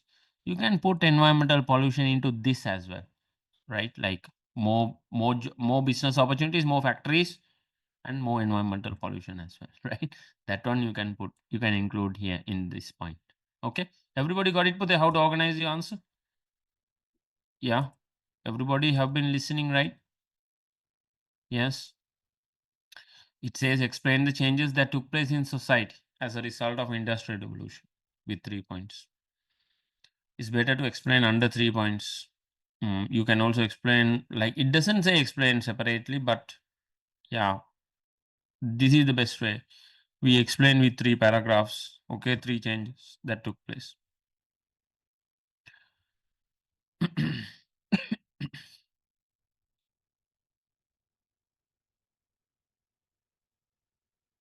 Okay, there's a question. Is industrial revolution because of colonization? Colonization is one. Colonization is also one reason for industrial revolution. Due to colonization, there was a rapid growth in population.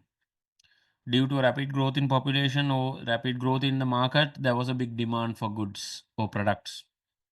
And you had to produce those goods at a faster rate, faster pace, faster speed. That is why machines were invented. Then machines were invented, industries got developed. Technology was used. That is what we call industrial revolution. That is also one side of it. Okay. Colonization also has a big part to play with industrial revolution.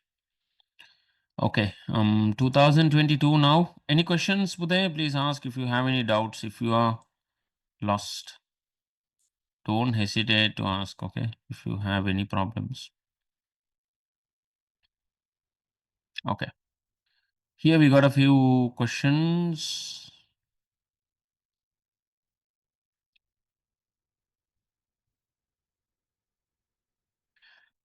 In 2022, we have a couple of MCQ questions. You see, 21 and 22. Can you see the paper with it? Yes, sir. Okay, no, right. Sir. Yeah. Somebody had a question? Yes, sir. Okay. Small question. Yes. I had like a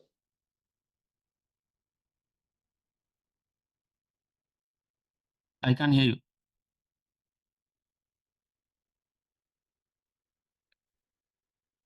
Okay, let's answer question 21 and 22. Everybody. What is the industry which developed as a result? in 2023, question 9. Puthe, I'll come to that after doing these two questions. I'll come to your question, okay. What is the industry which developed as a result of its byproducts such as paints, drugs, oil and fertilizer? Very good. Yes, coal industry. Basically, byproducts of coal, yeah, are used in paints, fabric paints, for example, to paint clothes and all. Drugs, like aspirin, for example. Aspirin uses coal. Aspirin is treated. Aspirin is a medicine given to heart patients. It contains coal. It's a byproduct of coal. And drugs, oil, that is drugs like aspirin, oil and fertilizer. Yeah. Coal industry, correct. Very good. From among the following, okay, what was the benefit gained by the introduction of the change of crops for cultivation? Change of crops, so crop rotation. This is called crop rotation. So you divide your farm into several sections. You divide your land like this.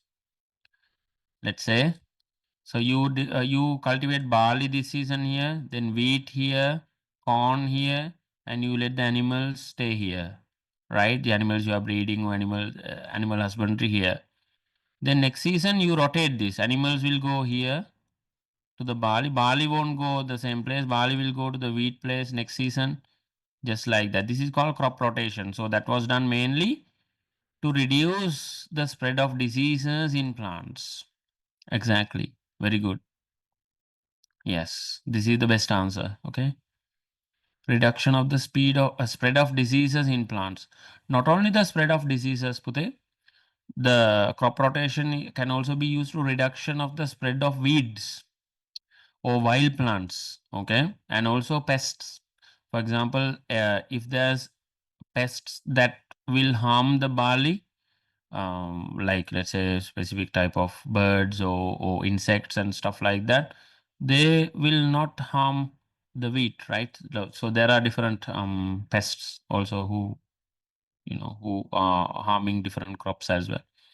Certain pests, they harm all types of crops. Certain pests, you can save your crops by using crop rotation. Okay, right. So everybody clear about the two answers? Yeah, okay. Yes, Budhe, what is the question you had? Somebody had a question.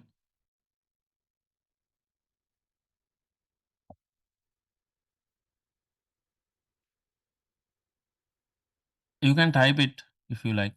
I will read it. I wrote about 4 to 5 lines for each topic in the essay type questions in the exam. Is that enough? Basically, it is nowhere it says you have to write this much of words or this much of lines. Always remember to cover enough points. Minimum 3 points under each paragraph. Minimum 3 solid, understandable, clear points, clear facts. Okay. Right. Then you get full marks. In the exam, if they ask us to explain under 3 points, what will happen if we only write the 3 points without explaining? You will get, if you write the 3 topics properly with proper meanings, you will get half marks. Okay, even without explaining, you will get half marks. That is not enough for an A pass. Okay, end of the day, you got to explain. But your topics must be not like, meaningless pieces of words, like, a couple of words per topic. Then you are not getting any marks. 0. If your topics are basically full sentences with proper meanings, you will get 1 mark per sentence. 1 mark. Okay. Full sentence, full meaningful sentence with 1 factor in it. Otherwise, just, some people like coal. That is your topic, coal. Yeah. Wine and steel. That is your topic. No marks for those kind of things. Okay. Yeah. Okay. Your question is answered. Industrial revolution is somewhat due to colonization as well, but rapid growth of population and demand for goods. Yeah, that is the main reason. Okay. That is also because of colonization on one side. Okay. I explained this before. Right. Then let's go 2022. Let's go down quickly. 1 second. Let me share the screen again. You see the 2022 paper there? Confirm? Yes, sir. Okay. So here we don't see any questions from Industrial Revolution in the second paper. So this time also hopefully 2 to 3 MCQs from Industrial Revolution, minimum 2 MCQs from Industrial Revolution is what we expect, but it can be different than what we expect. I'll try to give you those 2 MCQs. I try to guess those 2, but it's very difficult. Guessing MCQs is the most difficult thing.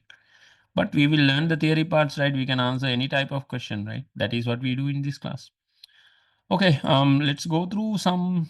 Give me a minute, okay?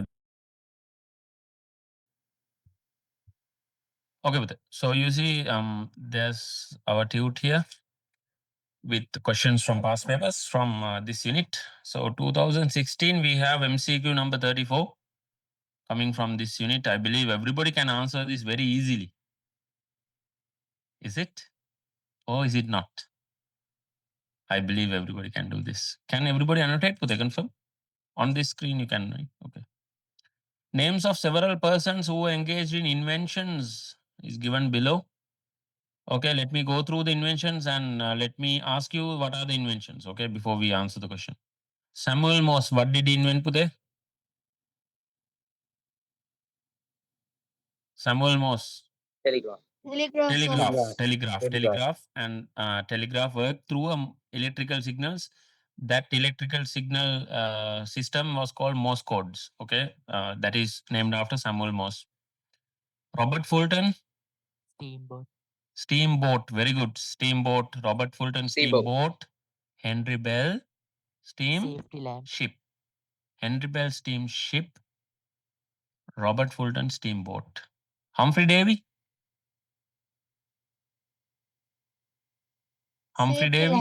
Safety lamp. Guglielmo Marconi. Radio. Very good. John Macadam. Macadam method. Macadam method of building roads. Very good. Among the above persons, the answer which includes the persons whose inventions are connected in the field of communication. Samuel Morse communication.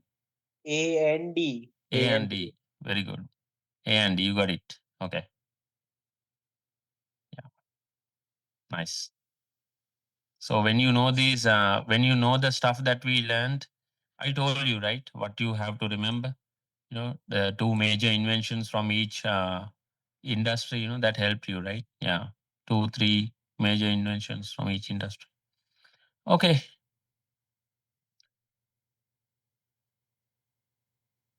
One second. 2016, we have MCQ number 35.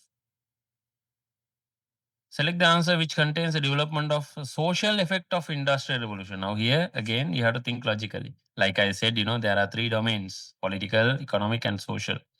Any historical events has an impact on 3 domains. You have to think logically and answer the questions. Select the answer which contains a development of social effect of industrial revolution. Social effect. Now you have to think very well. Ability to supply services and goods profitably, quickly, and on large scale. Is it political, social, or economic? Tell me. Economic. Economic, very good. Yeah, anything related to the production and distribution of goods and services that relates to the economy. Okay. Origin of a development of multinational corporation, economic, social, or political? Development of multinational companies are what? Economic, social, or Economic. political? Economic. Economic, right? Economic. Yeah. Any company is growing will have a direct impact on the economy. There will be impact on the societies as well, but the main impact is on economy. Speedy growth of urbanization. Is it economic, social, or political? Social. Why?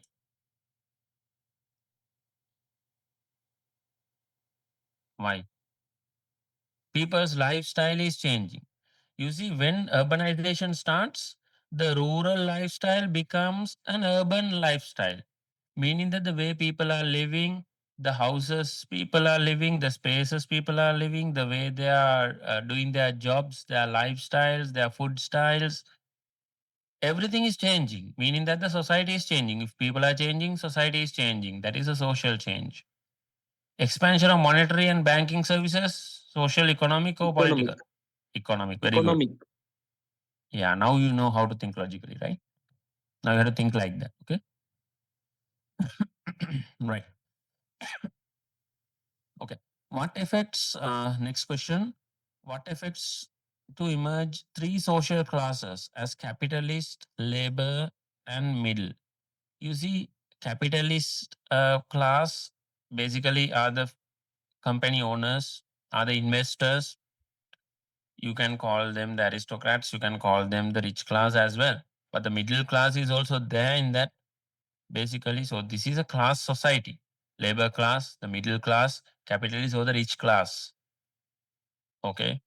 That is a class society. The class society was started as a result of industrial revolution. Yeah. Before industrial revolution, it was called a feudal society. In a feudal society, Putta, you have the general public and you have the aristocrats. Okay. Aristocrats are working for the kings and the general public are under the aristocrats. That is a feudal system. This society is called a class society. There are classes of people. That is the labor class, the middle class who worked hard and became rich, and the capitalist, or we can say the rich class. Okay. Right.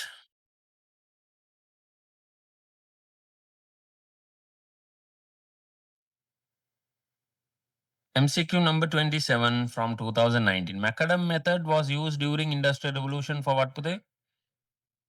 Constructing roads. Very good. Yeah. 2019 MCQ number 28.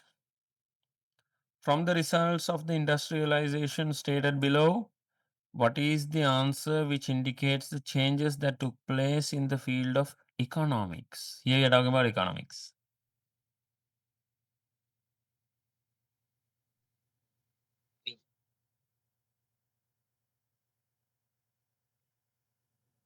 B, very good. Yes, B is the answer. Why? Okay, tell me. A, beginning of environmental pollution. When environmental pollution is happening, is it political, economic, or social? Social. Social. Why? Because the environment is changing. It is a social one. Yes. Okay. Speeding the production of commodities. When the production of commodities are coming to the market very faster, the economy is growing, is it? When more stuff is produced, when more goods are coming to the market, the economy is expanding, is it? So that is why it's economic. Yeah. When more goods and products are coming to the market, the industries are expanding, economy is expanding. Yeah, there will be more money, there will be more transactions. Yes. That is that whole thing is called economy, right? Expansion of urbanization, political, economic, or social? Expansion of urbanization, social. Rural society became an urban society. That is a change in the society. Urban society was born. Rural society declined. That is a change in the society, right? That's a social change. Expansion of slums and huts. Now here this is general knowledge. Slums and huts were born as a result of the labor class. Slums and huts like Arab Singaling and Korea, like the small houses and small houses which are very closely packed, and one house has like 10 people living in it. Slums and huts, no proper roads, no proper sanitization, like hygienic, very low standard of living, minimum standard of living. Laborers used to live like that, right? That is as a result of, yeah, that is as a result of the Industrial Revolution, because a labor class was born and they had to move to the city, and they did not have enough facilities. So some sun huts were also born as a result of, we can say, Industrial Revolution, and that is a social, economic, or political. What do you think? Social, right? So society is changing, right? Yeah, exactly. People's lifestyle is changing. That is social. We are looking for economic, right? So B is the answer. Okay. 2020 MCQ number 25. Arrange column 2 in accordance with order, blah, blah, concept 1. Okay. Concepts, and column 1 has the concept, column 2 has the description. Let's arrange. Let's do some joining here.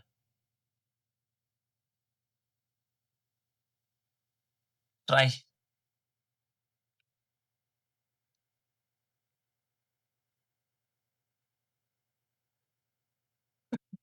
Try. Think now. Think now. Whatever I have explained you in class, think and answer this question. Everybody try to join.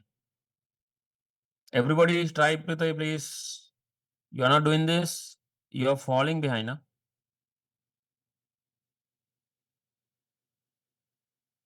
Sir, I don't have annotations active, sir. Annotation is active to everybody, Bude. You have a maybe a setting issue. I can't specifically enable or disable annotation for individuals. I have enabled annotation to everybody now. Check your settings, Bude. All right, let me tell you. All right, I'm clearing the drawings. Okay, yeah, I'm gonna discuss this freshly. Okay, so socialization or socialism. Basically, socialism is a political concept, right? What does socialism say here, Bude? Maximum profit? No. Acceptance of common rights of people for the wealth of the society, or for the welfare of the society. Wealth of the society. Accepting the common rights of people, treating everybody fairly and equally. This is what we call socialism, right? That is the concept here. Capitalism. Capitalism is what, Bude? Earning should be earning here. Earning maximum profits through capital investments. Meaning that business opportunities are created and investments are encouraged. People are invited to come and put their money and grow businesses or start businesses. And what is the purpose of this? Earning maximum profits. The government can earn more profits or taxes. People can also earn more profits. That is what we call capitalism or capitalist economy.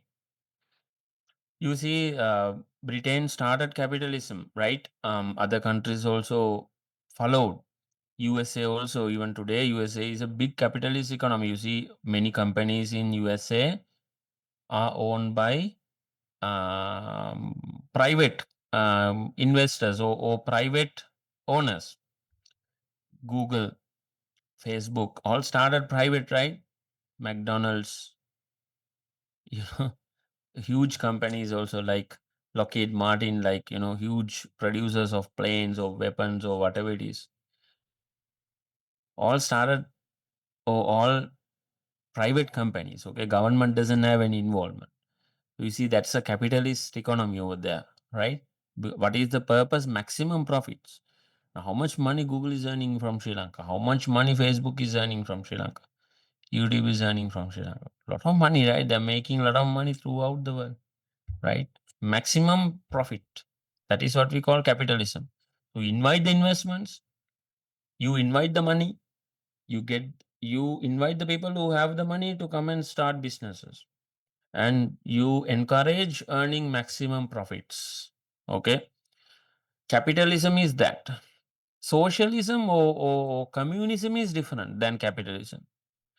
Communist economy means Pute, the government is trying to control everything. The government will control production and distribution of goods and services mainly. Private sector will have minimum involvement.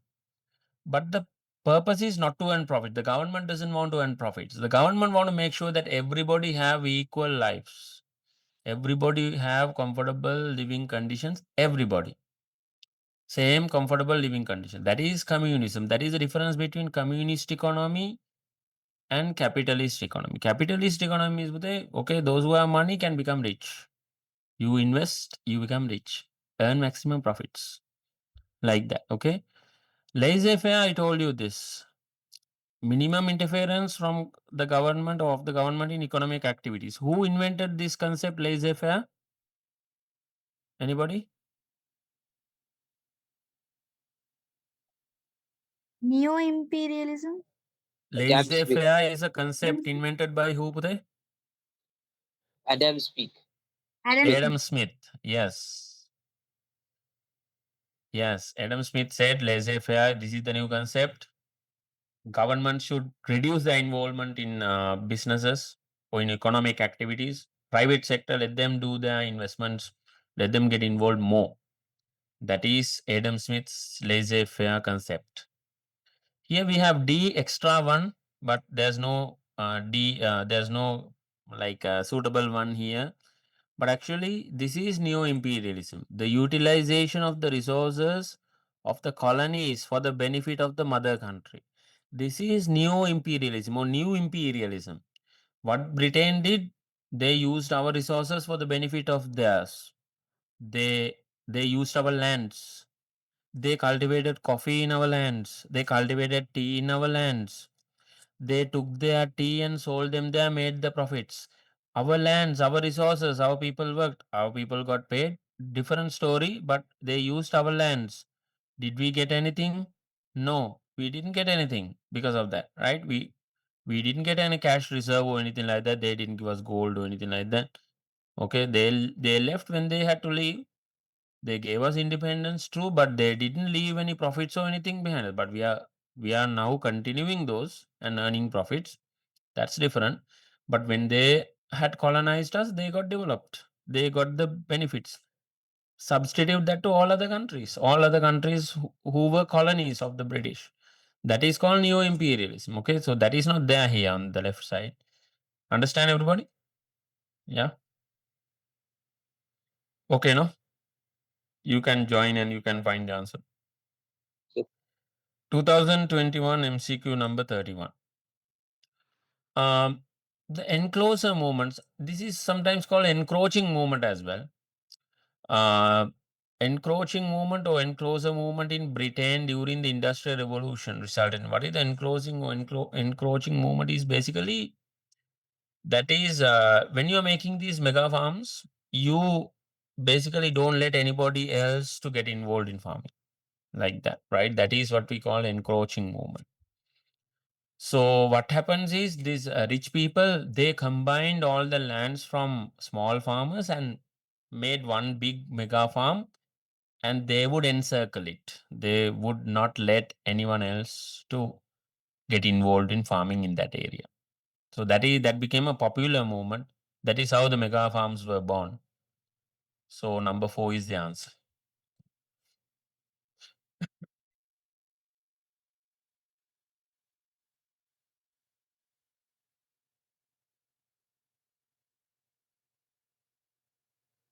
Right. So what is More. opted to I'm sorry, Buddha? acquisition of the land, the acquisition of the land of the poor by the aristocrats? What is that? Acquisition of the acquiring something means there's a typo here. Acquiring something means getting something, right? It can be by force also. Oh, it can be by paying a small sum of money, maybe sometimes. Yeah, that's what the nobles did. That's what the aristocrats did. When the farmers wanted to, when the farmers said like, okay, we are giving up our lands, we are moving to the towns, factories are started, so we hope that life would be better in the cities. We are giving up our farming career and we are going to work in factories. Then these farmers became laborers, right? After coming to the city. So they gave up their farms. Those farms were acquired by wealthy people and they were acquired at a very small amount of money. Okay, so the acquiring means buying, yeah, or getting it. They were sold for pennies because the farmers also had to, because they were they hoped that the life would be better in the cities. Okay, right. Here we answered this question already. You see, this came in 2023, right? Yeah, I showed you this. So that is why I told you, right? Discussing past papers are important. Your same question repeated Nobodaya this time also. See, 2017 repeated again, right? That's why you need to be very vigilant and very careful. Okay, question number 2. State 2 inventions in field of communication and 2 in the field of transportation. You know this. 2 in the communication. Inventions, right? Not inventors. No need to say inventors. Just the inventions. The telephone, Telephone, Telephone, Telephone, radio, Television. the radio, telegraph service, telephone, radio, telegraph services. telegraph, yes, telegraph service, penny postal system, no problem. Penny Penny postal service also can be one, right? Okay, then, but better to write some invention, right? Like telegraph, telephone, radio, stuff like that is better. Transportation, better to write inventions. Aeroplane. Macadam method is also an invention. Aeroplane, yeah, you can write, yes. Locomotive The engine, steam the engine. locomotive engine, locomotive engine, Correct. steamboat, Easy, right? Easy. Can't be easier than that. But you got to remember the names who invented those as well. Because, you know, there might be difficult questions. Okay. Roman 3, essay type question. Describe 2 changes that occurred in the world social sphere consequent to the industrial revolution. Now let's do this. Let's do an activity. 10 minutes for you. 10 minutes for you.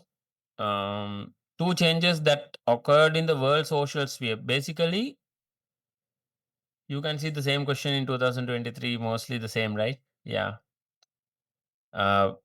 Here we are asking 2 changes only. So I'm giving you this as an activity. Let's do this now. 10 minutes.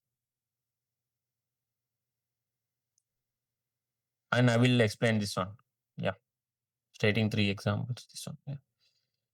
So yeah, let's start this one. Describe 2 changes that occurred in the world social sphere. Yes, let's do this. All right. Okay, everybody tried today writing the answer? Yes. still writing, sir. I helped Almost you. finished the Okay, second paragraph. you can continue with it. Yeah, you can continue. And yeah, let's discuss. All right. So here, I have helped you with writing 2 paragraphs, 2 headings. You see, this is the correct way to write headings. Okay. Now, if you go to page number and how do we find the answer to this question? I will show you that as well. So go to page number 14 and 15. You see the answer to this question. It says impact on the society. That is basically the changes in the social domains, changes in the society that happen as a result of industrial revolution. Yes. You see what changes happen in the society, like a number of big cities or birth of new cities, big cities. And then we are talking about, we have so many things here described.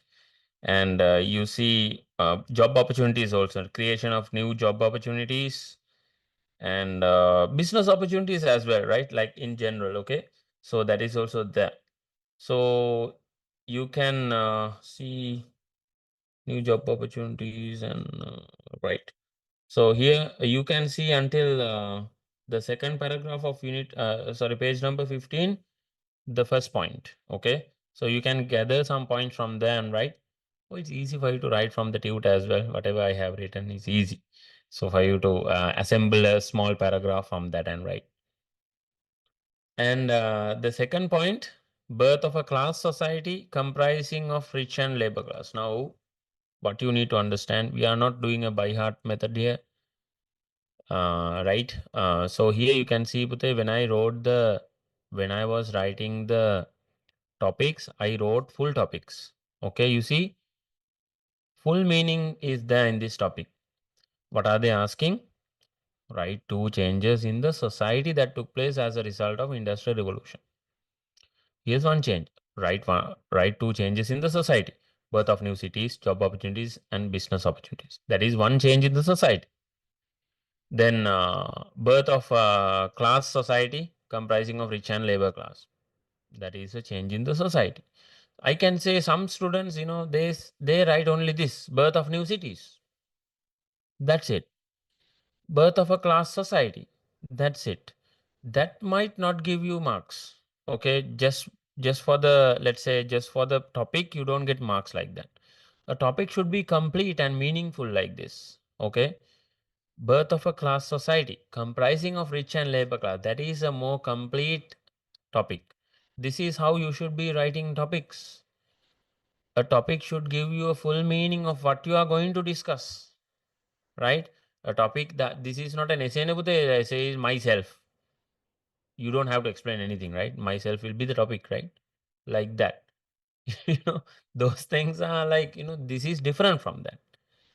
History essay type questions are different from the regular essays that you are writing. Okay. So they need to be, they need to have proper meaningful topics.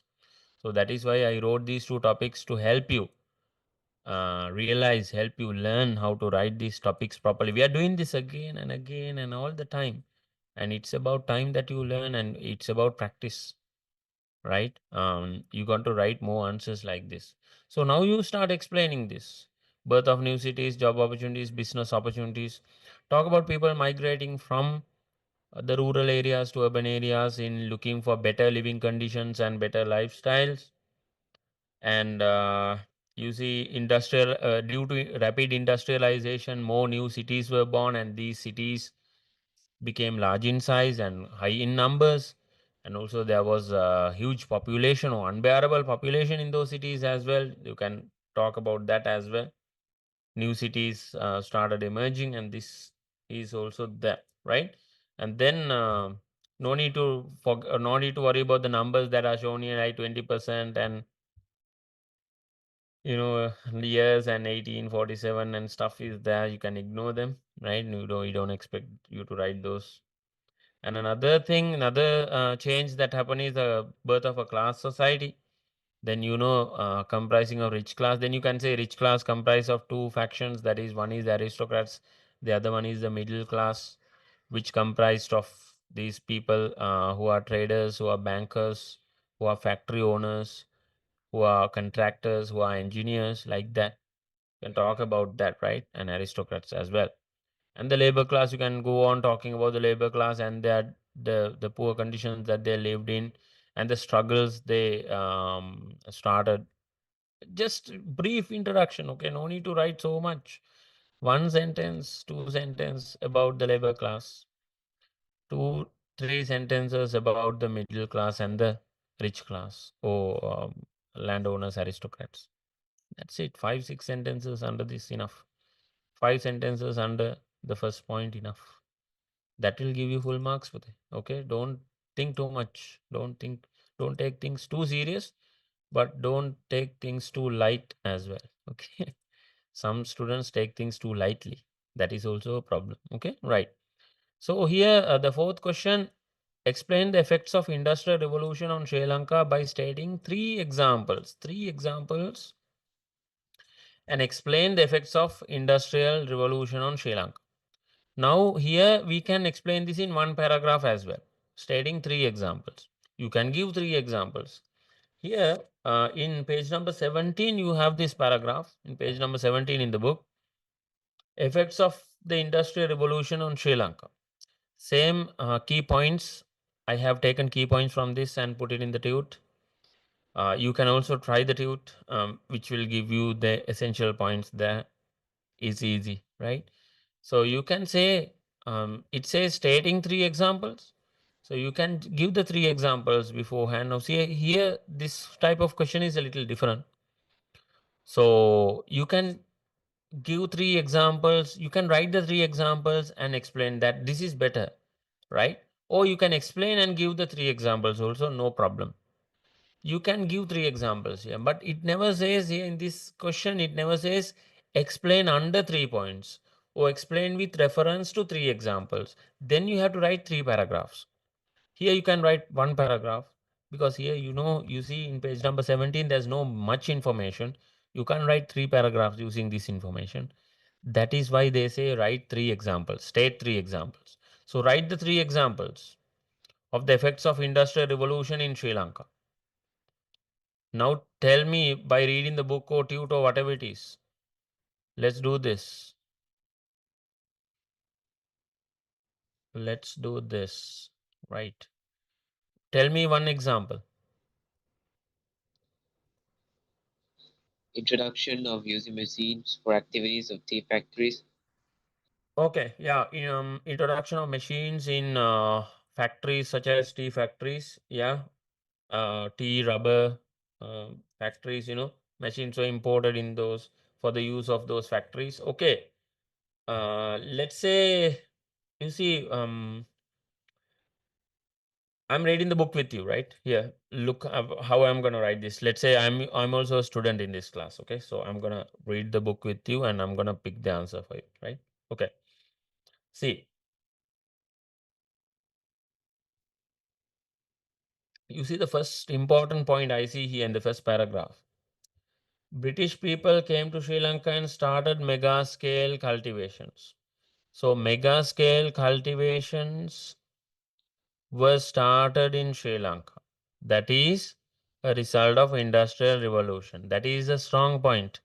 Okay, so you can say mega scale cultivations were started in Sri Lanka. Now I'm gonna make this point strong. So what I'm gonna do is I'm gonna combine the next point to this one. You see, that is what we call playing the game smart. Okay, right? Mega scale cultivations such as tea, rubber, and coconut. Now look at how strong this sentence is. Was started in Sri Lanka. Now, what I'm going to do is when I'm explaining this, I'm going to talk about the machines that were imported to employ in those factories, which are tea, rubber, and coconut producing factories. Understand, Pute? Got my point? Yes? So this is how you should be thinking as well. Yes, sir. Okay. All right. The second one. Okay. I'm going to read with you. Now, I'm a student now, right? Okay. I'm going to read with you and I'm going to pick the points. Okay. Now see, right.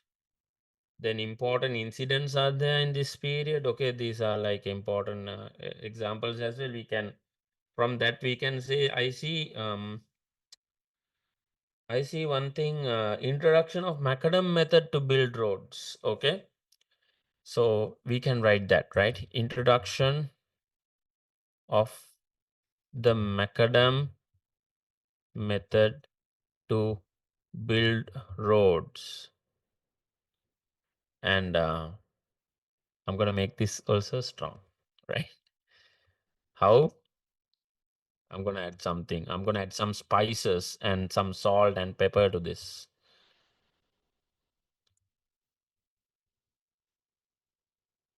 Kalambutu Kent Road was built using macadam method, right? So here we go. I added some salt and spices. Okay. Then, okay. Now, we have more, right? We have 2 more points here. The capitalist economic system grew in Sri Lanka is the And a class society was started in Sri Lanka. That is also there. So a wealthy, educated, and middle class society was started. So we can write that. Okay, we have more points, and those more points we can describe in our explanation part as well. Okay, so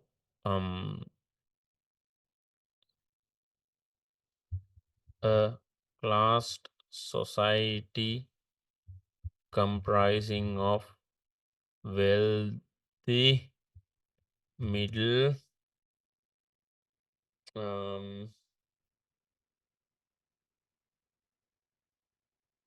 yeah, wealthy, educated, middle class. Like this is a new class, no? So it's, we can say like this: a class society,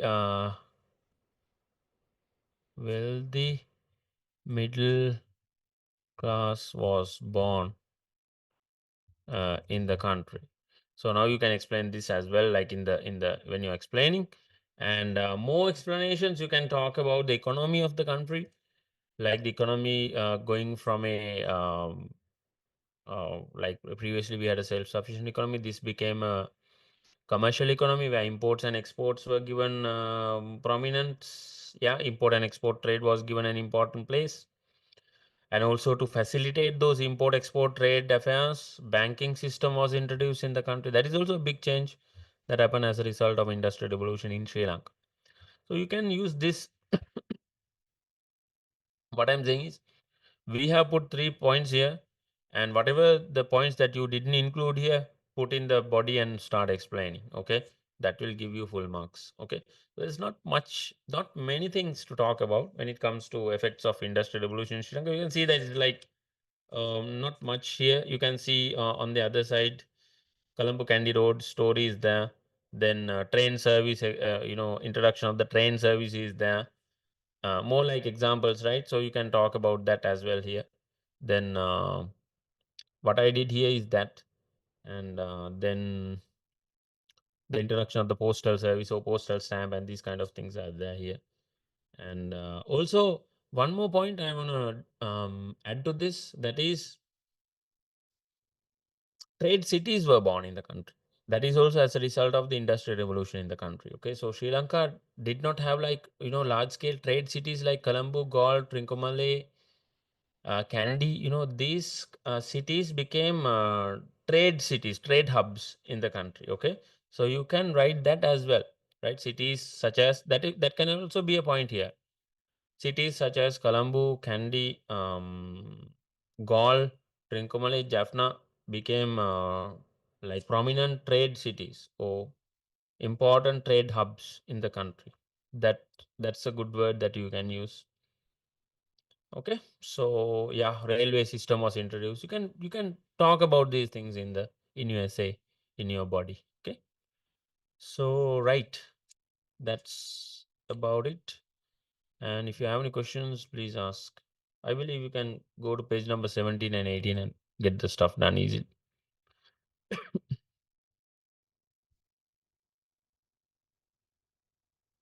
This question can repeat also, Uday. That's why I'm just, you never know, sometimes you prepare for the worst.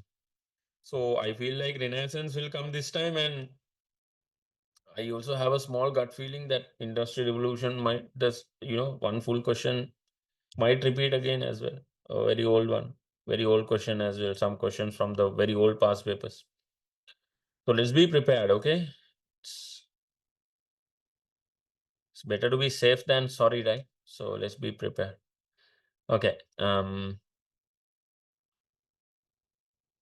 right. There's another question here. Let's go through that. State 3 European countries, excluding Britain, who had established colonies by the 18th century. Anybody? 3 European countries. Yeah, Germany, German, France, Hungary, Belgium. and Britain. There was no country called Germany in the 18th century. The country called Germany started in 1870, which is the 19th century. So don't put Germany here. You will learn that when you learn world wars and convention. So let's ignore Germany here. Holland, correct? Yeah. France. France, Belgium. Belgium, Portugal. Portugal also, right? European country established colonies, right? Yeah, Spain also correct. Yeah, Spain also had a lot of colonies, right? Spain colonized Philippines. Spain colonized Mexico. Mexico, parts of USA, Texas as well. Like, those days, that was all Spanish colony. Okay, right. You can have many names here, but I just wrote three of them. Okay, Holland, France. France can be put at the top as well, except Britain, excluding Britain. So after Britain, it was the French. France, Holland, Portugal, Spain. You can write those names. Okay, right. Any three of them. A few new innovations invented during the Industrial Revolution are given below, blah, blah, blah, blah. Okay. Write in order the persons associated with them. I don't need this one. I know you remember this one. Flying shuttle. Who is that?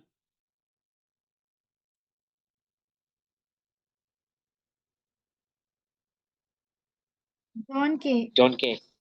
John K. Safety lamp. Sorry, my bad. Safety lamp. Davy. Humphrey Davy steamship. Humphrey Davy. I don't need to see Henry. this, right? I don't want you to see this as well. Telegraph service. Samuel. Samuel Morse. Samuel Morse. Safety lamp. Humphrey Davy. Flying shuttle. John K. Okay, John K. The flying shuttle.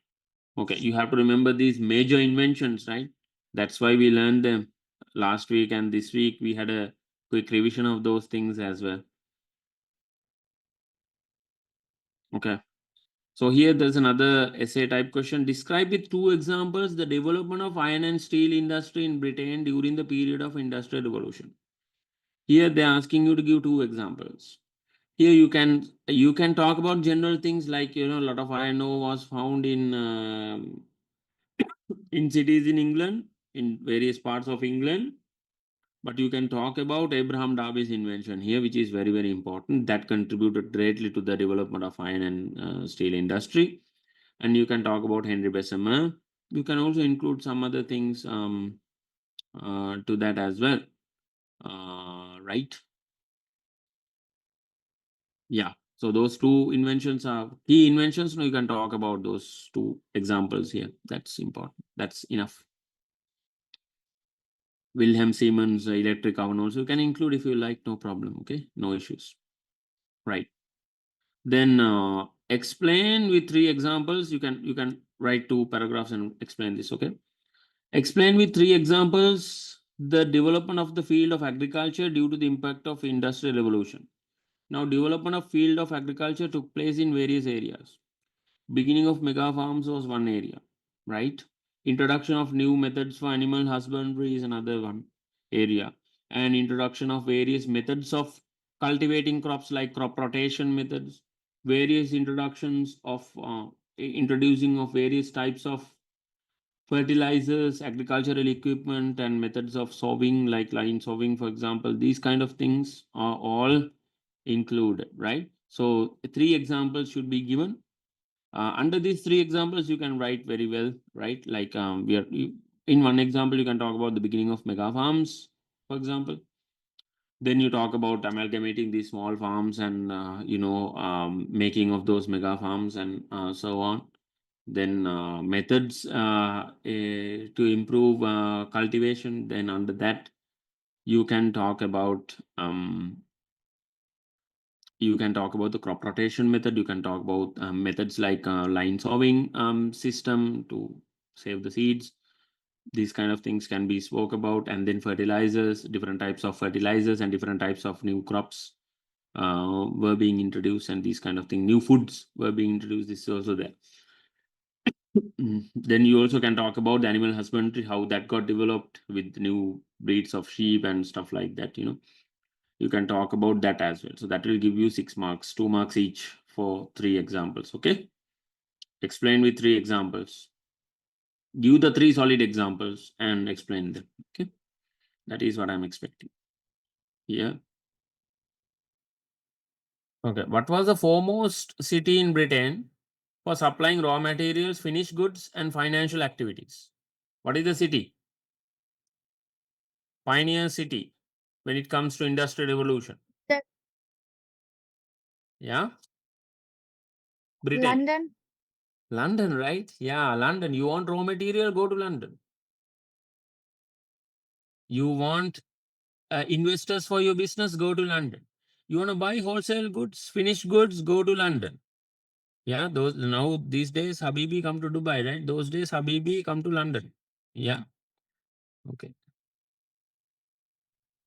Right. Now Dubai also, you know what I mean? Like that has become commercial hub, right? Dubai also. When you want investors, you can go to Dubai. When you want real estate, you can go to Dubai. When you want import export, you can go to Dubai. Has become a hub in the Middle East today.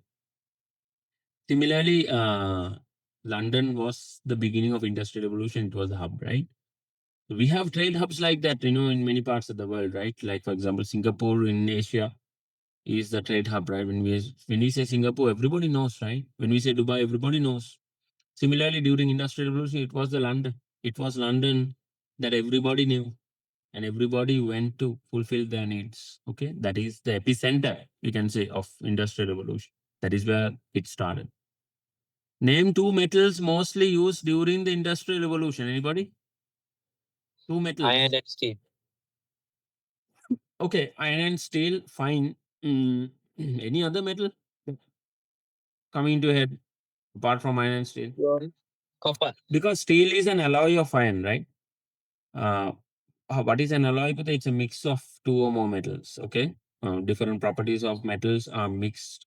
That is the so steel or different materials are either removed from metals or added to metals. That is what we call an alloy. Okay. So, for example, I'm telling you, for example, aircraft are mainly built using aluminium, but it is not pure aluminium. A pure aluminium is very weak. So you mix copper with aluminium. So copper and aluminium, this is called main is aluminium. Then you mix a little copper to it. It becomes an alloy of aluminium, right? Steel is also like that. It's an alloy of iron. So it's better to say iron only.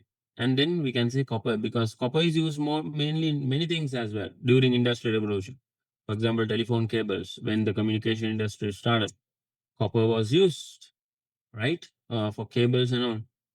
Copper is expensive than iron. Copper is heavier than iron as well. But copper is a better conductor of electricity than iron. That's why you have a lot of and it also has corrosion resistant properties. It doesn't corrode easily like iron. So that is why we used a lot of copper during industrial revolution. So you can say iron and copper because steel is an alloy of iron. So I don't want to say iron and steel are two different metals. We will say iron and steel as one, copper different. Everybody understood today? Got it? Yes. Yeah. Okay, no? Right. Last Yes, question sir. for today. I'm going to let you go. Next week, we'll start unit number 2, right? A lot of things to discuss from unit number 2. There might be an essay question this time from unit number 2 as well. So we have a lot to discuss. We will dedicate a full day for unit number 2 next week, which is a fairly a big unit. We will cover the important stuff and do some papers also from that. Okay, right. Locomotive engine. I'm not going to read the question fully. Yeah. Locomotive engine. Who is that? Easy, right? George Stephenson is a small typo here. George Stephenson. Motor car. Here it says Daimler. Daimler, right? So we have to go with that. Okay. Instead, actually, Daimler. it's Calvin's, but we go with Daimler here. Because of the book. Because what is there here? Radio. Macaroni. Macaroni. Yeah. Aeroplane is an Right, invention Right of then. Wright brothers. Starts Wright with the W. brothers. Okay. Starts with the W. Yeah. Okay. Starts with W here. Name 3 European countries. You come to this question. Name 3 European countries where the industrial revolution which began in Britain spread. 3 European countries were they? France. France, Holland, France, Portugal, Germany, Spain. Belgium. Okay, France, Germany is easy, right? France, Germany, Belgium, Austria, and Hungary. Many countries. Okay, of course. but mainly we are talking about France and Germany. After England, Pute, it is France and Germany which got developed industrially very fast and very, very advanced. So we'll go like that. France, Germany, Belgium. We will remember those three. Okay. Mainly in Europe. Doesn't mean that Spain didn't get developed. Doesn't mean that Austria, Hungary didn't get developed. Italy also got developed.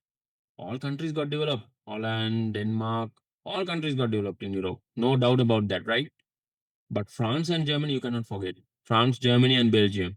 Belgium is in the middle of France and Germany. So that is close to England as well, close to Britain. Those three countries are very close to Britain. We'll go with that. We remember like that. Okay, right. Here you can answer the state two factors which led the industrial revolution to occur first in Britain, like the rapid growth of population and all.